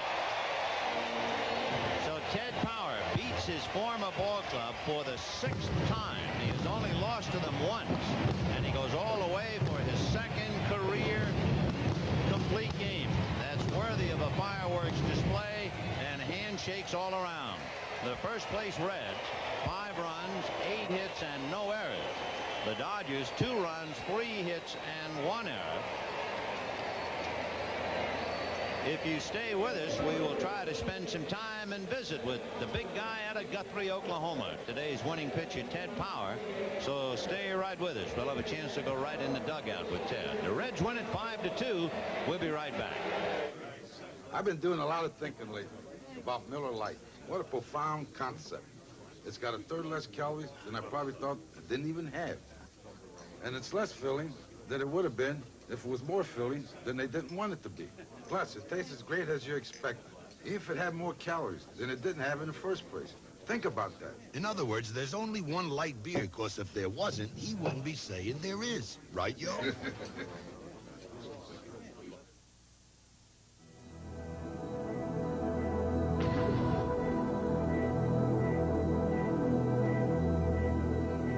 To make the perfect spark plug, last year at Champion, we rejected over 500,000 imperfect ones.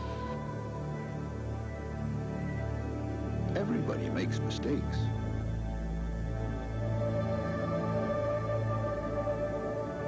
Ours never leave the factory.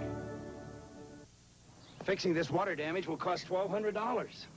Could I have prevented it? You could with Thompson's water seal. This water damage is going to run $750. What would have stopped it? Prevent water damage with Thompson's water seal.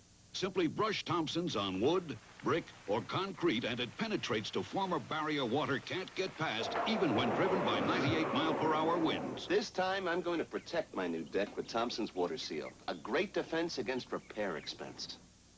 Vinny Pazienza, a fireball in perpetual motion. His style resembles nothing short of controlled mayhem. Greg Haugen, the champ, a throwback to the Jack Dempsey days, is the quintessential tough guy. Pazienza battles Haugen, the IBF Lightweight Championship on NBC Sports World. The totals on the ball game for the first place Reds: 5 runs, 8 hits, no errors. The Dodgers: 2 runs, 3 hits, 1 error. A home run inside the park, charitably given to John Shelby. The win, and there was no charity about it. Ted Power going all the way. He's 5-2, 6-1 lifetime against the Dodgers. And this week's NBC Miller Lite Player of the Game is the man from Guthrie, Ted Power. Miller Lite is happy to present a check for $1,000 in the name of Ted Power to the National Multiple Sclerosis Society. Congratulations to Ted and to the Reds. And we have Ted all wired up. Hey, big guy, you pitched a dandy. Thank you. I tell you, I've been feeling real good lately. That breaking ball, I'm getting it over and keeping it down the strike zone. Early in the game, I got it up a couple times, but I got away with it. I was lucky because those Dodger hitters are pretty good. But later on in the game, I get it down, and they swing a lot of bad balls. Ted, is there a little extra incentive, or are you just a professional and it's another game and another team, or do you really get up a little more to beat the Dodgers? Well, Vin, I tell you, for a couple of years after I left Los Angeles, I used to hold some revenge towards those people, but I don't anymore. I realize that doing something like that really is out of character for me, and I'd rather just go out there and play the same way I do every day. Ted, you said, this is Joe, you said you had pretty good control of your curveball. Seemed like you had control of everything. Well, I was spotting the fastball pretty good too, Joe. I think that's what you're talking about.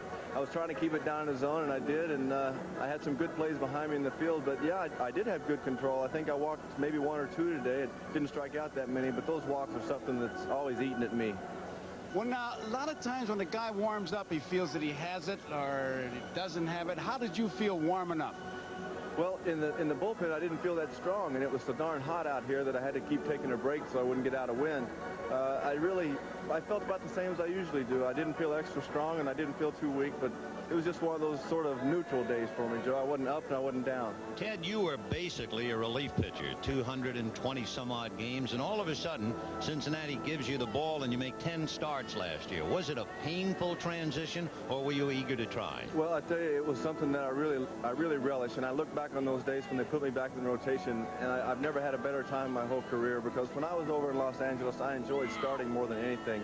Now, relief, it took me a couple of years of bouncing around to get to that short spot, and then I had a 1.5 years of good work there, but I never felt like I was a reliever. Never did. Well, it took injuries to Mario Soto and John Denny to really give you the opportunity, and you've certainly made the most of it. Well, that was something, you know, a lot of people have said that those teams weren't very strong at the time, that the races were over, but hey, you guys know that major league teams are major league teams.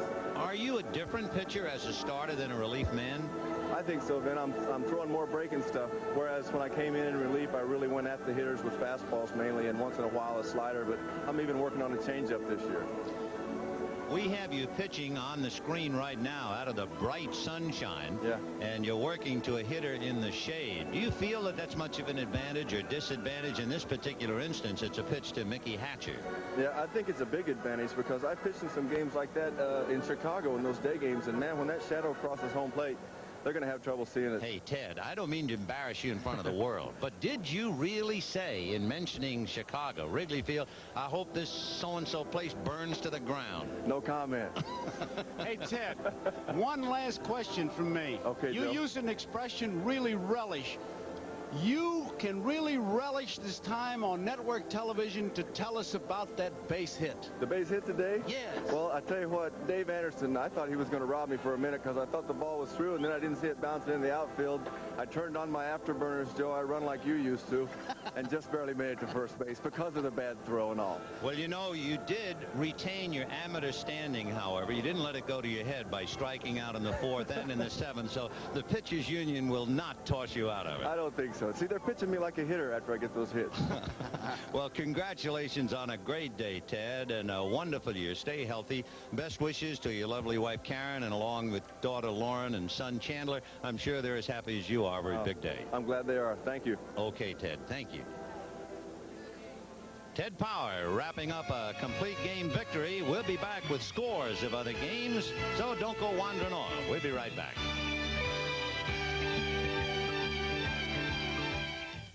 Two out of three Indy drivers rely on STP oil treatment, because when it comes down to it, STP adds extra lubrication to reduce engine wear in whatever you drive. STP is the racer's edge. Brill Cream always gave him